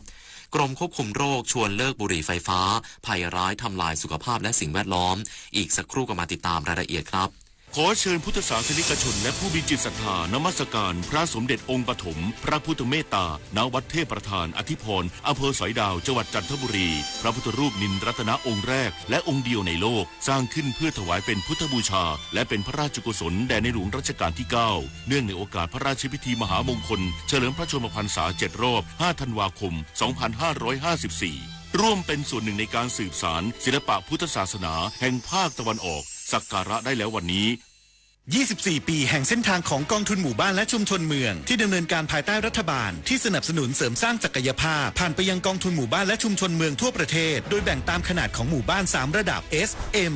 L เพื่อให้กองทุนมีอิสระและมีส่วนร่วมในการดำเนินงานงบประมาณให้เป็นไปตามความต้องการของคนส่วนใหญ่โครงการ SML ส่งตรงโอกาสถึงชุมชนโดยชุมชนเพื่อชุมชนเกิดเป็นอาชีพสร้างรายได้และเป็นรากฐานในการดำเนินชีวิตอย่างมั่นคงสำนักงานกองทุนหมู่บ้านและชุมชนเมืองแห่งชาติโอกาสก้าวสู่เส้นทางศิลปินกลับมาอีกครั้งพร้อมปรากฏการณ์ครั้งใหม่ที่รวมการประกวดร้องเพลงไทยอมตะร่วมสมัยทั้งเพลงลูกทุ่งและลูกกรุงไว้ในเวทีเดียวกันกับโครงการเยาวชนสืบสานเพลงรักไทยโดยสำนักงานทรัพย์สินพระมหากษัตริย์ซีซั่น 2เปิดรับสมัครตั้งแต่วันนี้ถึง15 มิถุนายน 2568ชิงถ้วยพระราชทานและรางวัลกว่า100,000 บาทติดตามข้อมูลเพิ่มเติมได้ทาง Facebook เยาวชนสืบสานรักเพลงไทยเอาถอยไปหน่อยเห็นไม่ชัดอ่ะเห็นไหมคะถอยนิดนึงเห็นหรือยังคะ อีกนิดนึงได้ไหมโหมองการไกลเชียวนะคะอายุที่มากขึ้นมาพร้อมกับปัญหาความเสื่อมของดวงตามายืดเวลาดวงตาสุขภาพดีด้วยการมันสังเกตอาการผิดปกติรับประทานอาหารที่มีประโยชน์สวมแว่นตากันแดดไม่อยู่กลางแจ้งและตรวจสุขภาพดวงตาเป็นประจำทุกปีใส่ใจดูแลรักษาดวงตาเพื่อมองดูโลกอันสดใสไปอีกนานกรมควบคุมโรคย้ำบุหรี่ไฟฟ้าเป็นภัยร้ายทำลายสุขภาพและสิ่งแวดล้อมชวนใช้โอกาสวันสิ่งแวดล้อมโลกลดละเลิกคืนอากาศและสิ่งแวดล้อมสะอาดลดรับสารพิษทำลายสุขภาพนายแพทย์พานุมาตร ยานเวชกุลอธิบดีกรมควบคุมโรคกล่าวว่าเนื่องในวันสิ่งแวดล้อมโลก5 มิถุนายนของทุกปีกรมควบคุมโรคขอเน้นย้ำให้ประชาชนตระหนักถึงภัยจากบุหรี่ไฟฟ้าไม่เพียงเป็นอันตรายต่อผู้สูบและคนรอบข้างยังส่งผลต่อสิ่งแวดล้อมละอองไอการสูบมีนิโคตินสารพิษและโลหะหนักที่ตกค้างบนผนังเฟอร์นิเจอร์เสื้อผ้าผิวหนังและเส้นผมเมื่อเข้าสู่ร่างกายก่อให้เกิดหลอดลมอักเสบโรคทางเดินหายใจและปอดอักเสบเป็นภัยต่อสุขภาพโดยเฉพาะเด็กและเยาวชนบุหรี่ไฟฟ้าสร้างมลพิษตั้งแต่กระบวนการผลิตขนส่งไปจนถึงขยะตกค้างเช่นแบตเตอรี่ใช้แล้วซากอุปกรณ์และภาชนะบรรจุน้ำยาหากไม่กำจัดให้เหมาะสมสารพิษอาจปนเปื้อนดินและแหล่งน้ำส่งผลกระทบต่อระบบนิเวศเพื่อป้องกันสุขภาพและสิ่งแวดล้อมควรเลิกสูบบุหรี่ไฟฟ้าโดยผู้ที่ต้องการเลิกบุหรี่สามารถขอคำปรึกษาและติดต่อได้ที่สถานพยาบาลในสังกัดกระทรวงสาธารณสุขใกล้บ้านหรือโทรสายด่วน1600นฤมลอุดมพรรายงานด่านศุลกากรมุกดาหารจับบุหรี่ไฟฟ้าแยกชิ้นส่วนมูลค่า 750,000 บาททั้งนี้จะเข้มงวดตรวจสอบการกระทำผิดกฎหมายต่อไปนายกรชัยปัญญาวัฒนพงศ์นายด่านศุลกากรมุกดาหารเปิดเผยว่าเจ้าหน้าที่ด่านศุลกากรมุกดาหารร่วมกับผู้ที่เกี่ยวข้องรวมตรวจสอบตู้สินค้าภายในโรงพักสินค้าในอำเภอเมืองจังหวัดมุกดาหารพบว่ามีสินค้าไม่สำแดงจำนวน2รายการได้แก่ชุดอุปกรณ์บุหรี่ไฟฟ้าจำนวน 20,000 ชุดน้ำหนักรวม776กิโลกรัมและส่วนประกอบอุปกรณ์บุหรี่ไฟฟ้าทำด้วยพลาสติกปริมาณ50หีบห่อน้ำหนัก300กิโลกรัมสินค้าทั้งหมดมาจากสาธารณรัฐประชาชนจีนโดยถือเป็นความผิดฐานแสดงใบขนสินค้าไม่ถูกต้องและนำของที่ผ่านหรือกำลังผ่านพิธีการศุลกากรเข้ามาในราชอาณาจักรโดยหลีกเลี่ยงการเสียอากรโดยเจตนาจะช่ออากรและโดยหลีกเลี่ยงข้อห้ามอันเกี่ยวกับของนั้นตามมาตรา202มาตรา244ประกอบมาตรา232และมาตรา243แห่งพระราชบัญญัติศุลกากรพุทธศักราช2560และประกาศกระทรวงพาณิชย์เรื่องกำหนดให้บารากูและบารากูไฟฟ้าหรือบุหรี่ไฟฟ้าเป็นสินค้าต้องห้ามในการนำเข้ามาในราชอาณาจักรพุทธศักราช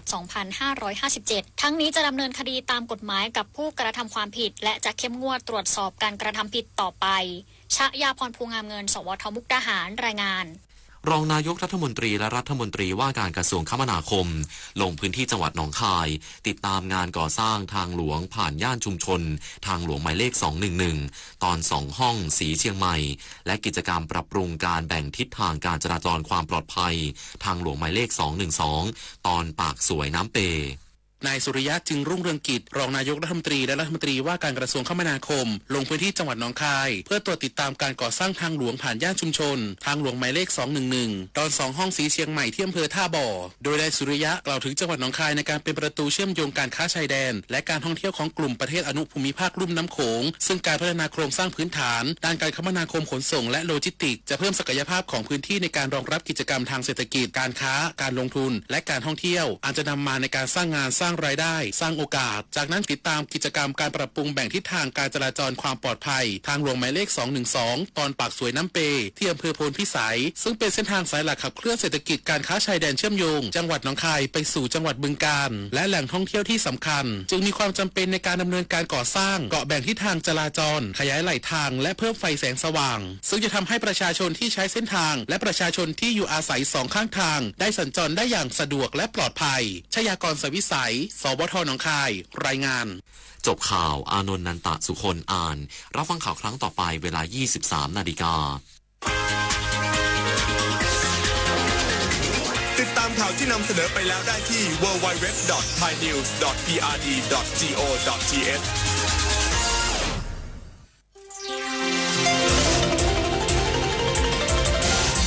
วิทยุแห่งประเทศไทยให้ความรู้กู้ความสุขธรรมชาติเนี่ยสร้างเราขึ้นมาธรรมชาติก็สร้างสิ่งที่ดูแลเราสิ่งที่ดูแลเราตอนที่เราเจ็บป่วยเนี่ยเราจะเรียกว่าสมุนไพรจากยาสมุนไพรตัวแรกวิทยุแห่งประเทศไทยให้ความรู้กู้ความสุข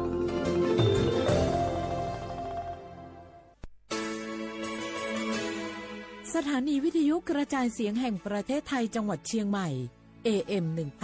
1476 กิโลเฮิรตซ์สถานีวิทยุภาคภาษาชาติพันธุ์แห่งเดียวในประเทศไทยที่มีความทันสมัยเชื่อถือได้สร้างอัตลักษณ์กลุ่มชาติพันธุ์สู่สากล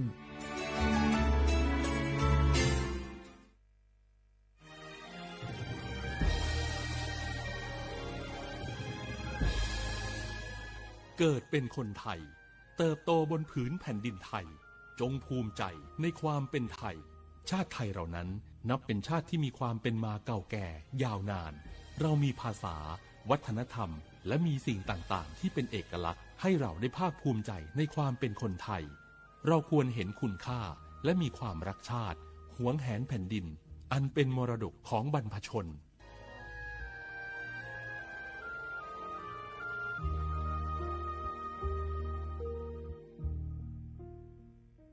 โอกาสก้าวสู่เส้นทางศิลปินกลับมาอีกครั้งพร้อมปรากฏการณ์ครั้งใหม่ที่รวมการประกวดร้องเพลงไทยอมตะร่วมสมัยทั้งเพลงลูกทุ่งและลูกกรุงไว้ในเวทีเดียวกันกับโครงการเยาวชนสืบสานเพลงรักไทยโดยสำนักงานทรัพย์สินพระมหากษัตริย์ซีซั่น 2 เปิดรับสมัครตั้งแต่วันนี้ถึง 15 มิถุนายน 2568 ชิงถ้วยพระราชทานและรางวัลกว่า100,000 บาทติดตามข้อมูลเพิ่มเติมได้ทาง Facebook เยาวชนสืบสานรักเพลงไทย นี่รู้กันไหมสิทธิบัตรทองหรือบัตร30 บาทเป็นสิทธิหลักประกันสุขภาพตามกฎหมายที่ช่วยคุ้มครองคนไทยทุกคนให้เข้าถึงบริการสุขภาพที่จำเป็นโดยไม่ต้องเสียค่าใช้จ่ายเลยนะครอบคลุมทั้งการรักษาพยาบาลการป้องกันโรคการฟื้นฟูสมรรถภาพทางการแพทย์เรียกว่าช่วยให้คนไทยอุ่นใจกันเลยทีเดียวสอบถามเพิ่มเติมสายด่วนสปสช1330ทุกครั้งที่ใช้สิทธิบัตรทองหรือบัตร30 บาทอย่าลืมพกบัตรประชาชนเพื่อยืนยันการใช้สิทธิไม่ว่าจะไปรักษารับบริการป้องกันโรคหรือบริการอื่นๆสำหรับเด็กเล็กที่ยังไม่มีบัตรประชาชนใช้ใบเกิดแสดงคู่กับบัตรประชาชนของผู้ปกครองง่ายสะดวกรักษาได้ทันทีสอบถามเพิ่มเติมได้ที่สายด่วนสปสช1330ในยุคที่เทคโนโลยีก้าวกระโดดโจรออนไลน์ก็ก้าวตามมาติด สื่อออนไลน์เปรียบเสมือนแหล่งข้อมูลชั้นดีของโจรออนไลน์เราควรใช้สื่อออนไลน์ด้วยความระมัดระวังและป้องกันตัวเองจากโจรออนไลน์ด้วยคาถา3อย่า 1. อย่าโหลดแอปจากแหล่งอื่นๆที่ไม่ใช่ App Store หรือ Play Store 2. อย่าแอดไลน์คนที่ไม่รู้จักหรืออ้างเป็นเจ้าหน้าที่หรือหน่วยงานต่างๆไม่ว่าจะเป็นจากรัฐหรือเอกชนและ 3. อย่าสแกนใบหน้าหรือให้ข้อมูลส่วนตัวในแอปที่ไม่รู้จักเด็ดขาดที่สำคัญควรท่องให้ขึ้นใจว่าธนาคารจะไม่แนบลิงก์ทุกประเภทผ่าน SMS และอีเมลรวมทั้งไม่ส่งลิงก์ขอข้อมูลสำคัญผ่านช่องทางโซเชียลมีเดียยกเว้นกรณีลูกค้าร้องขอด้วยตัวเองเท่านั้นด้วยความปรารถนาดีจากสำนักงานประชาสัมพันธ์ที่ 3 กรมประชาสัมพันธ์ฝนตกหนักน้ำท่วมภัยธรรมชาติที่เราหลีกเลี่ยงไม่ได้แต่เราสามารถเตรียมตัวให้พร้อมเพื่อความปลอดภัยของทุกคนในครอบครัวได้ก่อนน้ำมาเตรียมตัวให้พร้อมเก็บของสำคัญขึ้นที่สูงเช่นเอกสารสำคัญเงินสดและสิ่งของจำเป็นอื่นๆและถ้าหากบ้านอยู่ในพื้นที่เสี่ยงให้ติดตามข่าวสารจากทางราชการอย่างใกล้ชิดเตรียมไฟฉายแบตเตอรี่สำรองวิทยุสื่อสารและยาสามัญประจำบ้านไว้ให้พร้อมและอย่าลืมตรวจสอบเส้นทางอพยพที่ใกล้ที่สุดด้วยขณะเกิดน้ำท่วมอย่าเดินฝ่าน้ำที่ไหลแรงหลีกเลี่ยงการสัมผัสกระแสไฟฟ้าและหากต้องอพยพให้ปฏิบัติตามคำแนะนำของเจ้าหน้าที่อย่างเคร่งครัดเมื่อภัยผ่านพ้นตรวจสอบความเสียหายของบ้านและทำความสะอาดเพื่อป้องกันโรคที่มากับน้ำท่วมเตรียมตัวให้พร้อมก่อนภัยมาถึงเราจึงจะปลอดภัยด้วยความปรารถนาดีจากสำนักงานประชาสัมพันธ์ที่ 3 กรมประชาสัมพันธ์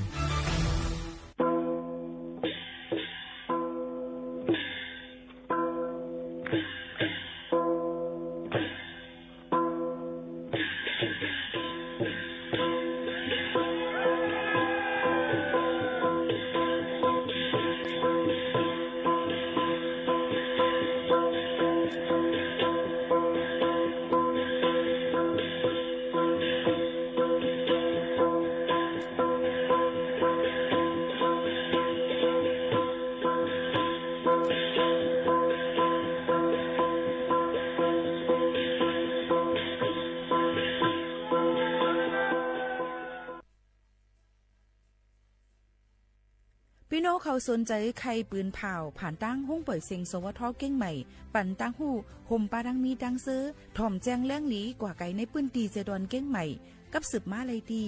สวทเก้งใหม่หมายฟ้น053-276-068และ0922468579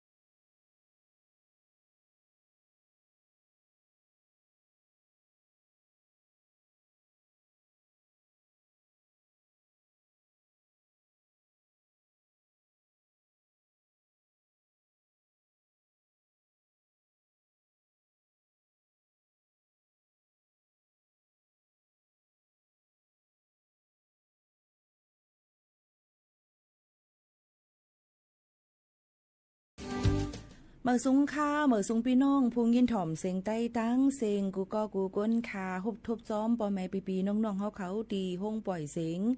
สวทเก้งใหม่ AM 1476กิโลเฮิรตซ์ปืนปล่อยเสียงกูวันๆพอถึงมาข้าวยาม10โมงถึง11โมงกลางเนอกลางค่ำอยู่จอมขาวยิงหมูขาวโน้นค่ะในวันเมื่อในเฮาค่ะฮุบทุบซ้อมกันเสถึงมา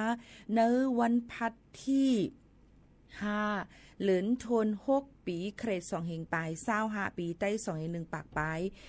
19ปีก็จ่า1เฮง3ปากปลาย87คู่ในค่ะฮุบทุบซ้อมกันดีในสิพี่น้องเฮาเขาทอมอยู่ดีเลยตั้งเลยในก็ให้มีลองตั้งกัดจืนเย็นเจอกันกูก็กูก้นตั้งมดตั้งเสียงในเขาย้อนสู้ส่งปันกูก็กูก้นอยู่ค่ะตอนแต่ในวันเมื่อในก็เป็นเลิน7เหมือ10คำฮอดถึงมาสิอยู่จำกันที่ในข้าวย่ามก็เปลี่ยนไปแลกลายกว่า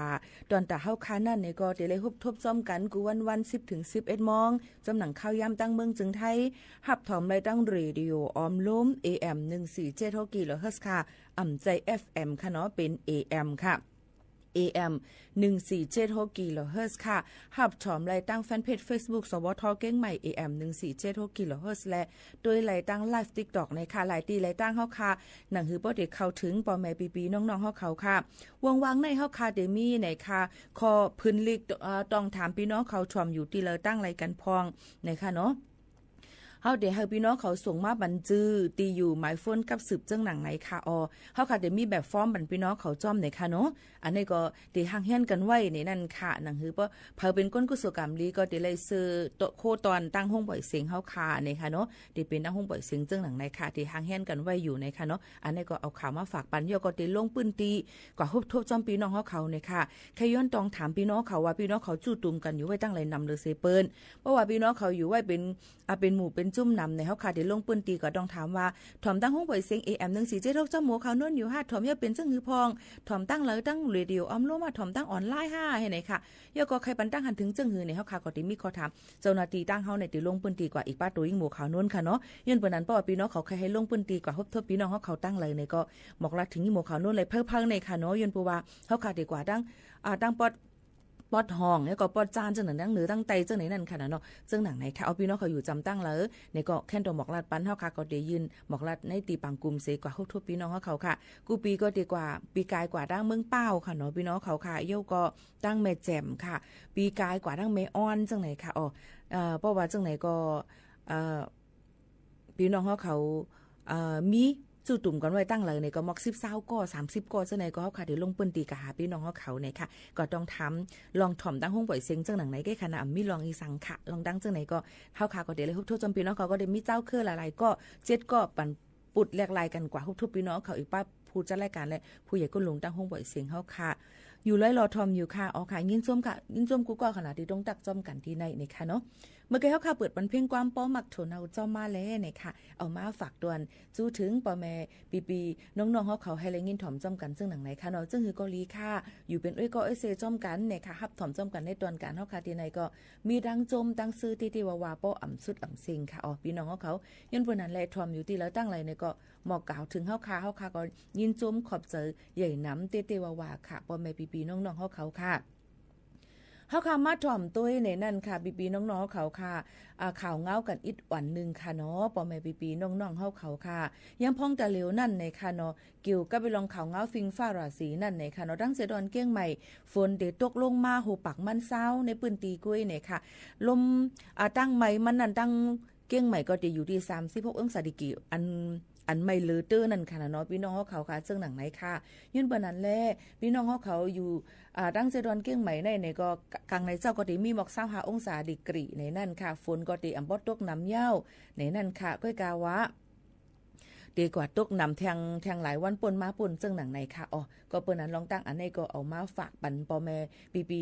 น้องๆเขาให้เลยยินถ่อมจำกันให้ฟังกันไว้เกี่ยวกับไปลองข่าวเงาฟิงฟ้าราศีกันนะคะจ้าจื้ออันอยู่จอมน้ำปางลายหลายๆองตีเจียมซื่อนั้นก็หลูเลยฟังกันไว้นั่นค่ะเนาะหลูเลยฟังกันไว้น้ำปางลายจังขึ้นสูงท้อง2ถึง3เมตรในนั่นค่ะเอามาฝากฟังไว้ปันปอแม่ปีน้องๆเขากูก้นซึ่งหนังไหนค่ะพี่น้องเขาค่ะ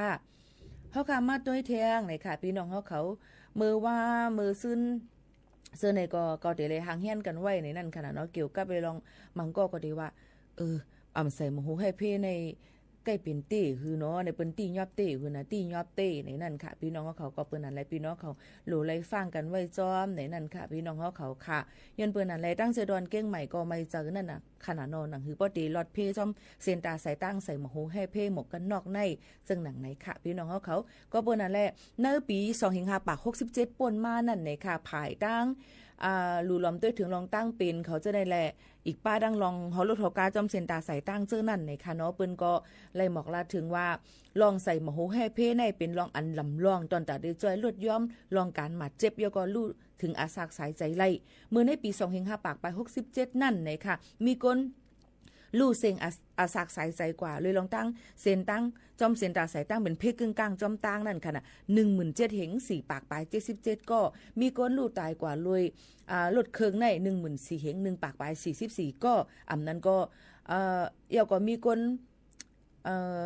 เดี๋ยวเลยว่าก้นลู่เซงอาสากสายใจกว่าจอมลดเครื่องเลยอำใส่หมูหูให้เพ่ในค่ะนะ3ก็ใน2ชั่วโมงค่ะเดี๋ยวว่า2ชั่วโมงมีคนลู่ตายกว่า3ก็เปิ้นพัดเพ่งมาซึ่งหนังไหนค่ะเนาะก็เปิ้นในแล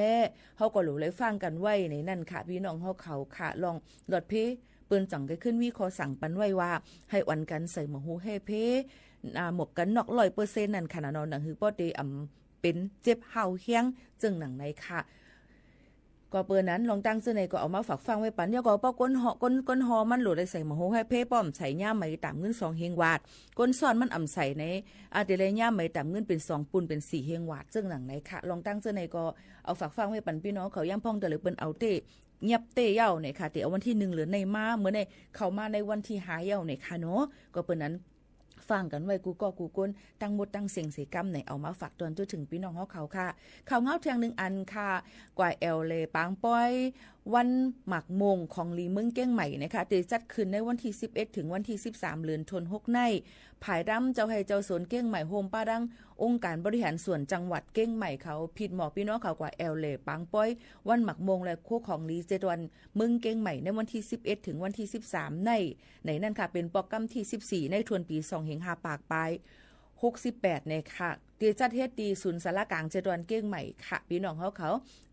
จ้างเผิกเมืองเก้งใหม่นะคะเนาะก็เปิ้นนั่นแหละหมักมงนะคะเอามาได้เป็นลองเค้กเข่งหมักมง5เค้กเข่งลองตั้งกินตั้งยำอันที่เฮ็ดดีเอาหมักมงมาเฮ็ดเสริมเส้นนั่นเปิ้นก็เอามาได้เป็นการเพาะปลูกการแพร่กิ่งการไหมมันพันธุ์มันเสริมเส้นนี่ก็ได้มีมา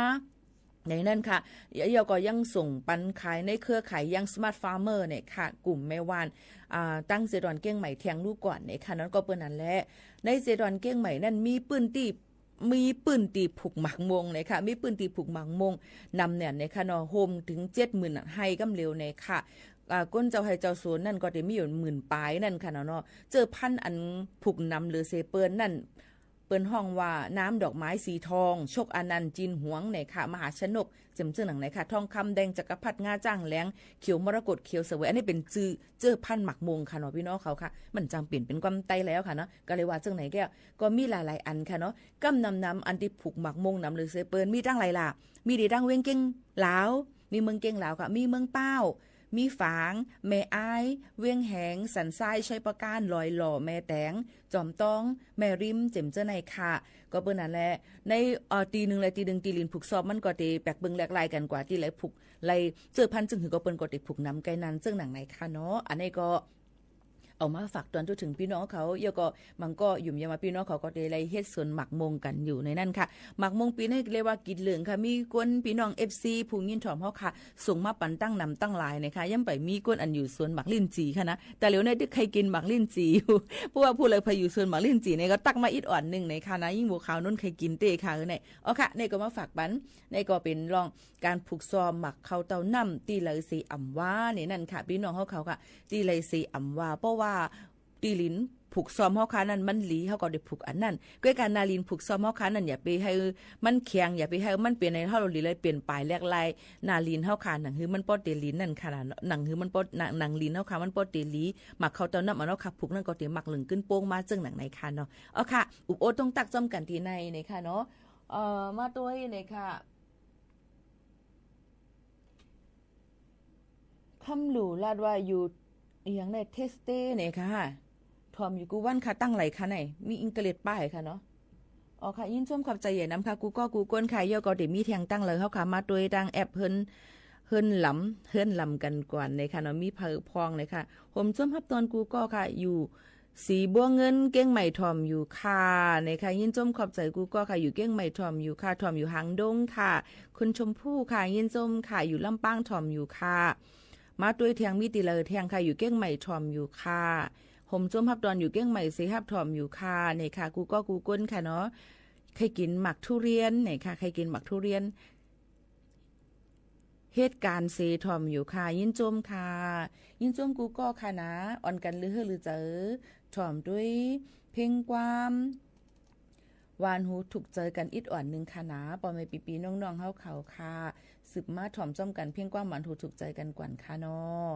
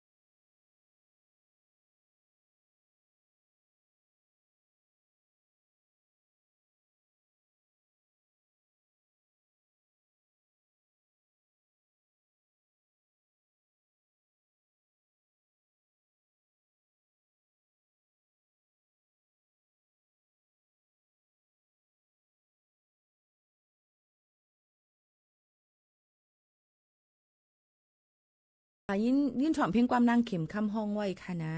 เอามาฝากตอนตัวถึงปอแม่พี่ๆน้องๆเขาค่ะอย่าไปทำมาจื้อกว่ามาหือค่าก่อมต้องอะไรก็ปื้มันเป็น1 2 3 4เฮ็ดอย่างงี้เขาเอาค่ะเอามาฝากปันจังหนังไหนค่ะเนาะค่ะพี่น้องเขาเลยถ่อมเสียงแลแรงถ่อมต้วยเงาหางเสียงอยู่ที่ห้องปล่อยเสียงสวทเก้งใหม่ AM 147 กิโลเฮิรตซ์จอมเขายิ่งหมูขาวนนสุภาวันเชื้อสารวินปืนปล่อยเสียงกูวันค่ะเพราะว่าไลฟ์จังเฮิรนหลำในก็เดี๋ยวไล่วันจันทร์ถึงวันศุกร์บ่มีข้าวยามตูตันค่ะเนาะอยู่ดังพะเยาค่ะพะเยาป่าส้มหวานเนี่ยค่ะเนาะพี่น้องเขาค่ะอ๋อค่ะยินจ้มขอบใจค่ะกูก็ตีถ่อมอยู่หลายตีหลายตั้งนอกเมืองในเมืองจำไกลๆซึ่งหือก็ยุ่มยำว่าเฮาค่ะเป็นหัวใจฮักใต้เหมือนกันกุ้ยในนั่นค่ะ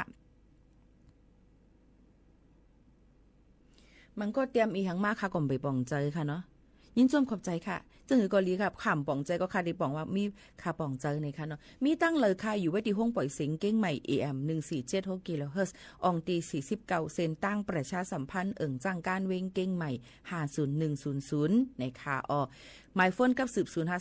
0532760007กับสืบมามือพองเปิดปั่นเพียงความ 10-11 โมงนั้นกุ้ยต่างข้าวยามเต็มมีพี่น้องต่างเจ้าคือเขาเข้ามาปุดเตียนต่างเฮ็ดหับการทั้งเผยทั้งมันจึงหนังไหนค่ะค่ะมันก็ได้ว่าอยู่ตีเลยค่ะเก้งใหม่ค่ะอยู่เก้งใหม่ค่ะพี่น้องเขาก็อยู่ตีเลยอยู่เก้งใหม่กันในเหตุการณ์ห้องปล่อยเสียงมาปีในปียาวเข้าถึงปีที่16เย้านะคะเต็มเมื่อวันที่1ป่นมาในนะคะ16ปีปลายค่ะจะเร็วหน่อยนะอยู่ซ่อมกันตีในอย่าถามอายุค่ะนะเปิ่นที่ถามกันเขากำในเฮาค่ะมาตัวเนี่ยค่ะพี่น้องเขาค่ะลีไม่เจอเนี่ยค่ะตั้งเป็นรอกาตั้งเป็นย่อกาอันนำหรือเสเปิ้นมาได้เป็นต่างอีหยังก็ย่ออันลีกูหรือเสเปิ้นนั่นได้เป็นตั้งเป็นอันที่จับเจอแมง HIV นั้นก็ตั้งเป็นเฮียงกำขามตัวยุบย้อมเลยลองตั้งกว่าห่ม2กันและห่มกามากันนั่นขนาดเนาะห่มรับนอนห่มกามาจ้อมกันเนี่ยค่ะพี่น้องเดี๋ยวเลยว่าง่ายๆจึงไหนค่ะเนาะเดี๋ยวไล่ห่ม2จ้อมกันนั่นเนี่ยค่ะมีคนที่จับเจอ HIV ในอายุเล็กมาติ๊กๆค่ะพี่น้องเขามันติดจับกันโดยลองตั้งห่ม2กันนั่นค่ะนะเนาะพี่น้องเขาค่ะย้อนเบอร์นั้นแหละเมื่อวันคลินิกอันดีห้องอียาคลินิกนิรนามเนี่ยค่ะยก็ห้องที่อันเปิ้นกดจัดกดทัดตั้งเป็นติดจับเจอกันตั้งภายห่ม2กันนั่นยก็สภากาชาติไทยเปิ้นรายงานมาไว้ว่าย่ำพ้องตะเหลวการแพร่ล่ามตั้งเป็นเจอแมง HIV ตั้งเป็นเอดอันติดจับกันโดยห่ม2กันในเอามาติเป็นตั้งเป็นหนองในซิฟิลิสหนองในอันปลอมอันเต้มันในบนห้องเนาะตั้งเป็นฮุดในค่ะไวรัสตับอักเสบ BC และเริ่มเจิมเจในค่ะกำนำเตติจับกันรวยอำไลเลยเฮกังโฮมห้อม2กันเด้อำไลเฮกังในนั่นค่ะย่ำพ้องตะเหลียวการติจับกันเจอในก็มีนำเนียนนำเนียนสีอำกาลองล็อกไล่ตอนตาที่เฮกังมันนั่นซ้ำนะคะมีล็อกไล่หลายอันอำว่าจะเป็นลองการเจอถุงยางอนามัยในค่ะคอนดอมนั่นค่ะเนาะการกินอียาเฮกังการซ้ำยาวัคซีนเจิมเจิ้งหนังไหนค่ะย้ำพ้องแต่เร็วก้นอันตีกว่ากด7กดหาเจอ HIV ที่คลินิกนิรนามศูนย์วิจัยโรคเอดส์นะคะโรคที่เจอกันนั่นนะคะแต่เอาเลือน10 2-5ปากไป67มาต่อถึงเลือน4เดือนเมษายนค่ะเนาะ2-5ปากไป68พบทบว่าอายุกำนำอันที่จับเจอ HIV นั่นเตรียมหรือเสีย20ค่ะ20ถึง49ปีไหนค่ะพบทบว่ามีเจอ HIV อาสาก็เล็กลงติ๊กๆไหนนั่นค่ะรวยลองตั้งเขามีลองตั้งโฮมห้อม2กันกำนำจ่ายแลจ่ายไหนค่ะจ่ายแลยิ่งแลจ่ายยิ่งแลยิ่งอีหยังเสมว่าอันที่เขารวยมีลองตั้งเฮกังเจิ้งหนังไหนค่ะก็เปิ้นน่ะไลลองตั้งเจิ้งหนังไหนนั่นเฮาค่ะกูก็ถูกดีไลเฮียนฮู้อย่าไปอายค่ะเนาะถูกดีไลเฮียนฮู้ให้ฮู้ถึงลองตั้งเป็นว่าการจังจับกันเสในนั่นค่ะตั้งเป็น HIV ตั้งเป็นเอดส์ในมันดีกูค่ะเนาะเพราะว่าเจอเมียงเข้ากันมันเข้ากันในตัวก้นก็นั่นว่ามีมือหนังว่ามี2ปากตูนี่แหละเพราะว่ายดยาเฮกกว่ายดยากินยาเฮกังในซึ่งตั้งเจอเมียงอันมีในตัวก็ติเพล่ามน้ำก็เพราะว่าเขาแห้งกำขำตัวเขาขามันยุบย่อมเนี่ยมันก็ติจ้างกว่าเป็นตั้งเป็นแทงต่างอันเสเนี่ยกำทำเตเป็นเนินหนังเขาค่ะที่เป็นเจ็บเป็นน้องมันก็ทำตีแห้งให้ในเอ็ดแห้งเอ็ดน้ำมันตีมีแทงค่ะพี่น้องเขาเลยลองตั้งแห้งกำขำก้นก็นั่นค่ะเนาะย้อนเปิดนั่นแหละมันก็ถึงอาซากใส่ใจเพิ่มมันก็เพราะว่ายดยาตัวตั้นก่อนเป็นสังเจอว่าเขาค่ะกับยดยาตาสีกว่าเขาทบหมอยากดแจ๊ดแล้วก็กินยาปันตาสีในจึงลุ่มลาป้ายอยู่เลี้ยวค่ะลีในจึงเขาก็ตีอยู่เลยก้นจ้อมหนัง เหมือนหนังก้นปักเก่าเปิงเก่ามันอ่ำจังที่จับกันภายต่างๆอันเลยเสว่าโฮมจับกันเลยลองตั้งมีหอยเจี๊ยบ5เตยยากัน5ซ้ำเข็มอันเร็วกัน5อ่ำมีลองมดใส่5โฮมห้อม2กัน5จังไหนแต่จังที่จับกันค่ะก้วยกายอยู่จ้อมกันโฮมอยู่โฮมจ้อมกันไล่อยู่ค่ะนะลองตั้งเจ้าในพี่น้องเขาถูกเลยเฮียนฮู้ในนั่นค่ะก็บอกว่ามันแผ่ล้ำเข้ามาลุอ่อนอสัก14-15ขึ้นเนื้อก็เป็นเหย้าในนั่นค่ะเลยลองตั้งสื่อโซเชียลมีเดียแต่เร็วนั้นมันบางอันมันคึดกับป่นตีแหนนแผวอำไปกึ่งตานเลยลูกอันอาสากันอันให้เป็นจังหนังไหนค่ะเนาะยก็ใครฝากปันพ่อแม่อันมีลูกมีล่างมีหลานนั่นค่ะสองซ้อนปอนปันลิมเจ้าว่าลูหาเงินเนื้อออนไลน์ก็ใจลูเฮ็ดฮอดลงกับต่างอันเฮว่าไตซินไตเซอร์ที่ไหนหันนำค่ะนะตอนดับพี่น้องเขาจะเจออันหาเงินเนื้อออนไลน์จะได้ใครฝากฟังให้ปันว่าจะอยู่ล็อกไลน์หาเงินนั่นก้อยกาหลูเลยหมอเฮ็ดให้รู้ว่าค่ะเจอเฮามันเป็นในสื่อโซเชียลมีเดียกูมันจังเป็นเพศดอกลูกเขาค่ะซึ่งหนังนั้นค่ะเนาะอันนี้ก็ย้อนฝากไว้ปันพ่อแม่พี่น้องเขากูกวนจอมในนั่นค่ะยก็ตั้งเปลี่ยนอันนี้ก็มันแผ่ล่ำนำหนาในนั่นค่ะเนาะแผ่ล่ำนำหนายก็ตั้งเป็นซิฟิลิสเจ็มเจ้าในกรนำหนาลองตั้งอันไหนพี่น้องเขาหลูเลยไว้ฟังกันเต้ๆวาๆในค่ะพี่น้องเขาฝากปันพี่น้องเขาเจ้าหนังไหนค่ะหรือใจถ่อมได้เพ่งความเลินก่อนค่ะ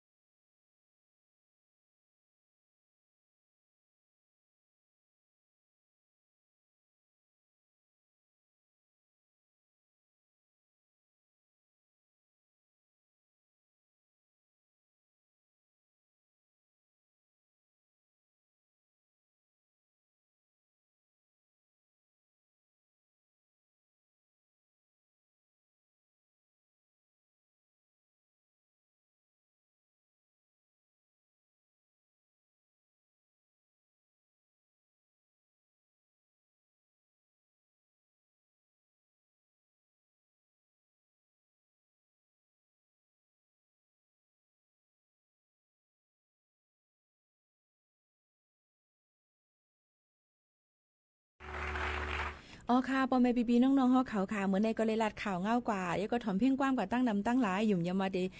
เฮ็ดให้พี่น้องเขาก็จืนเนียนเจอมาแล้วก็มีตั้งซื้อกันกูก็กูก้นอยู่ค่ะนะเดี๋ยวย้อนผัดยันพี่น้องเขาเมื่อกว่าก่อนเหี่ยวค่ะอ๋อหมังก็ว่านั่งกินปลายีเซทอมอยู่ค่ะซึ่งก็ยินจมค่ะอยากกินน้ำค่ะนะก็ยุ่มลีกินหวานค่ะอ๋อไม่ใจค่ะนะอ๋อค่ะกูก็กูก้นค่ะตัวเฮาใจเฮาบ่ห่อมหักไผที่หักค่ะเนาะบ่หักตัวเจ้าเก่าเยาเฮาต้องได้ลุ่มลาเปิ้นไหลจังไหนค่ะอ๋อเมื่อไหร่อย่าลืมค่ะ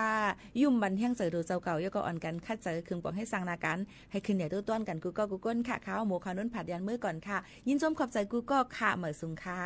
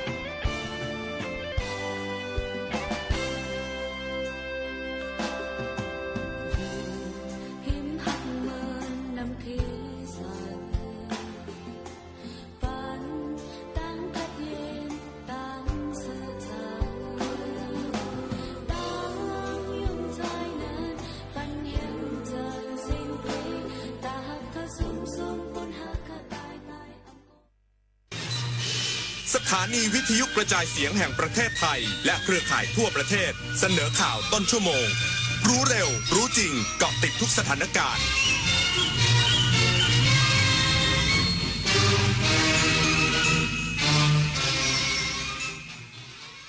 รับฟังข่าวต้นชั่วโมง 23 นาฬิกากับอานนท์ นันตะสุคนครับกระทรวงการท่องเที่ยวและกีฬาร่วมกับตำรวจเพิ่มมาตรการรักษาความปลอดภัยดูแลนักท่องเที่ยวอีกสักครู่กับมาติดตามรายละเอียดครับชาติศาสนาพระมหากษัตริย์คือรากฐานของความเป็นไทยร่วมกันสืบสานปกป้องและภาคภูมิใจในสถาบันหลักของชาติเพราะความมั่นคงของแผ่นดินเริ่มต้นจากหัวใจของเราทุกคนรักชาติรักษาศาสนาเทิดทูนสถาบันพระมหากษัตริย์รวมพลังความรักสร้างชาติให้ยั่งยืนอาชญากรรมออนไลน์ความท้าทายและโจทย์ใหญ่ของประชาคมอาเซียนที่ต้องผนึกกำลังกันรับมือภัยไซเบอร์ในภูมิภาคผ่านกรอบความร่วมมือสู่โรดแมพ 4P Preventing ป้องกันการแทรกซึมขององค์กรอาชญากรรม Pursuing นำคนผิดเข้าสู่กระบวนการยุติธรรม Protecting ปกป้องเหยื่อและกลุ่มเปราะบาง Promoting เสริมพลังความร่วมมือทุกระดับร่วมสร้างภูมิภาคที่ปลอดภัยไร้พรมแดนและเข้มแข็งไปด้วยกันอายุเข้าเลข 6แล้วจะเริ่มต้นอาชีพใหม่ได้ไหมนะได้สิครับผู้สูงอายุ60ปีขึ้นไปที่ยังมีไฟสามารถกู้ยืมเงินทุนประกอบอาชีพกับกองทุนผู้สูงอายุได้ไม่เกิน 30,000 บาทต่อคนหรือ 100,000 บาทต่อกลุ่มผ่อน3ปีไม่มีดอกเบี้ยพร้อมก้าวสู่การเริ่มต้นอีกครั้งอย่างมั่นคงดีจังเลยแบบนี้จะได้เปิดร้านเล็กๆอย่างที่ฝันไว้สักทีเงินทุนปลอดดอกเบี้ยกับกองทุนผู้สูงอายุสอบถามเพิ่มเติมได้ที่กรมกิจการผู้สูงอายุ1300คนชอบตื่นเช้าฟังข่าวตอนเช้าให้ทุกเช้ามีสาระตีของร้องข่าวสื่อสารตรงถึงชาวบ้านในทุกพื้นที่ผ่านหอกระจายข่าวทั่วไทยจากการจับมือกันแน่นของกรมประชาสัมพันธ์และกระทรวงมหาดไทยออกอากาศทุกวันเวลา 6:30 น.ถึง 6:45 น.ในรายการข่าวยามเช้า FM 92.5 เมกะเฮิรตซ์ทางสถานีวิทยุกระจายเสียงแห่งประเทศไทยและเครือข่ายทั่วประเทศกระทรวงการท่องเที่ยวและกีฬาร่วมกับตำรวจเสริมเทคโนโลยีเพิ่มมาตรการรักษาความปลอดภัยดูแลนักท่องเที่ยวอย่างเข้มข้นขานรับนโยบายกระตุ้นการท่องเที่ยวไทยนายสรวงศ์เทียนทองรัฐมนตรีว่าการกระทรวงการท่องเที่ยวและกีฬาเปิดเผยว่าได้ประชุมร่วมกับผู้แทนสำนักงานตำรวจแห่งชาติหารือถึงความร่วมมือแนวทางการดูแลความปลอดภัยของนักท่องเที่ยวตลอดเวลาที่พำนักอยู่ในประเทศไทยและอำนวยความสะดวกแก่นักท่องเที่ยวเป็นการขานรับนโยบายการกระตุ้นเศรษฐกิจโดยจะเพิ่มมาตรการรักษาความปลอดภัยโดยการใช้เทคโนโลยีระบบกล้อง CCTV การใช้ AI ในการตรวจจับผู้กระทำความผิดผู้มีหมายจับหรือบุคคลที่เฝ้าระวังมาช่วยในการทำงานของเจ้าหน้าที่ตำรวจการใช้ศูนย์ปฏิบัติการรักษาความปลอดภัยนักท่องเที่ยวหรือสปทท.ในการรวบรวมข้อมูลสั่งการและประสานหน่วยงานที่เกี่ยวข้องอีกทั้งเน้นย้ำการประชาสัมพันธ์การท่องเที่ยวในเชิงบวกเพื่อแก้ไขปัญหาข่าวปลอมอันเป็นสาเหตุทำให้นักท่องเที่ยวขาดความเชื่อมั่นการประชาสัมพันธ์การเข้าถึงช่องทางการแจ้งเหตุผ่านแอปพลิเคชันต่างๆทั้งของภาครัฐและภาคเอกชนเพื่อกระตุ้นการท่องเที่ยวไทยสร้างรายได้ให้กับพี่น้องประชาชนให้มีชีวิตความเป็นอยู่ที่ดีขึ้นตามนโยบายของรัฐบาลต่อไปผู้ว่าราชการจังหวัดเชียงรายเผยน้ำกกยังพบสารปนเปื้อนเกินค่ามาตรฐานแต่น้ำประปายังอยู่ในเกณฑ์มาตรฐานแจ้งไปยังกรมควบคุมมลพิษเพื่อหาแนวทางควบคุมพื้นที่ต้นน้ำนายชรินทร์ทองสุขผู้ว่าราชการจังหวัดเชียงรายเปิดเผยว่าวันนี้ภาคส่วนต่างๆได้ร่วมกันจัดกิจกรรมวันสิ่งแวดล้อมโลกปกป้องแม่น้ำกกแม่น้ำสายพร้อมยื่นหนังสือต่อนายกรัฐมนตรีซึ่งทราบถึงความปรารถนาดีของพี่น้องประชาชนอย่างไรก็ตามจังหวัดเชียงรายมีมาตรการที่จะดูแลประชาชนจังหวัดเชียงรายได้เดินหน้าตรวจสอบคุณภาพน้ำโดยสำนักงานสิ่งแวดล้อมเชียงใหม่พบสารปนเปื้อนในน้ำดิบเกินมาตรฐานแต่น้ำประปายังอยู่ในเกณฑ์ปลอดภัยจึงสั่งการให้ตรวจคุณภาพน้ำดื่มอาหารและสัตว์น้ำ ซึ่งล่าสุดค่าสารปนเปื้อนยังไม่เกินมาตรฐานอย่างไรก็ตามได้พยายามที่จะได้ส่งสัญญาณไปที่กรมควบคุมมลพิษเพื่อที่จะได้ควบคุมพื้นที่ต้นน้ำเพราะว่าเชียงรายเป็นพื้นที่ปลายน้ำจึงอยากให้มีการแก้ไขปัญหาในระดับพื้นที่ต้นน้ำเพื่อให้เชียงรายรับสารปนเปื้อนน้อยลงและขอย้ำว่าจะทำหน้าที่ด้วยความเข้มข้นเข้มแข็งอย่างต่อเนื่องเพื่อดูแลพี่น้องประชาชนให้ปลอดภัยให้มากที่สุดเท่าที่จะทำได้แกนนำเสื้อหลักสีนำรายชื่อผู้สนับสนุนมติแพทยสภากว่า 52,000 รายยื่นต่อแพทยสภาให้กำลังใจพร้อมเรียกร้อง3ข้อก่อนที่วันที่12มิถุนายนนี้จะลงมติกรณีสภานายกพิเศษวีโต้คำสั่งแพทยสภาลงโทษ3หมอวันนี้ที่อาคารแพทยสภานายแพทย์ตุลสิทธิสมวงศ์แกนนำเสื้อหลากสีนำรายชื่อของแพทย์คณะแพทยศาสตร์จุฬาลงกรณ์มหาวิทยาลัยคณะแพทยศาสตร์ศิริราชพยาบาลคณะแพทยศาสตร์รามาธิบดีอดีตสมาชิกวุฒิสภาหรือสว72คนศิษย์เก่าจุฬารุ่นที่14และรายชื่อที่ดร.วิรังรองทัพพรังสีประธานเครือข่ายมหาวิทยาลัยเพื่อการปฏิรูปประเทศและนิสิตเก่าคณะรัฐศาสตร์จุฬาลงกรณ์มหาวิทยาลัยรุ่นที่30ได้เปิดให้ประชาชนร่วมลงชื่อสนับสนุนมติแพทยสภากว่า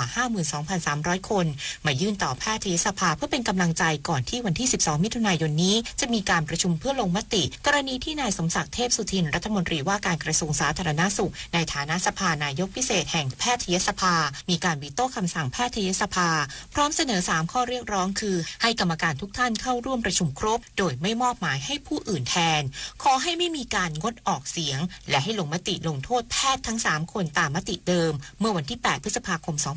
2568โดยนายแพทย์ตุลเชื่อมั่นในกรรมการแพทยสภาที่มาจากการเลือกตั้งทั้ง35คนและกรรมการโดยตำแหน่งโดยเฉพาะคณะแพทย์ทั้ง28แห่งว่าจะฝากกระแสกดดันได้ซึ่งตัวแทนแพทยสภาที่ได้พบก็ยืนยันว่าการพิจารณาจะเป็นธรรมและใช้หลักวิชาชีพเป็นหลักไม่มีอิทธิพลทางการเมืองนฤมลอุดมพรรายงานจบข่าวอานนท์นันตะสุคนอ่านรับฟังข่าวครั้งต่อไปเวลา 6:00 น.ติดตามข่าวที่นำเสนอไปแล้วได้ที่ www.thainews.prd.go.th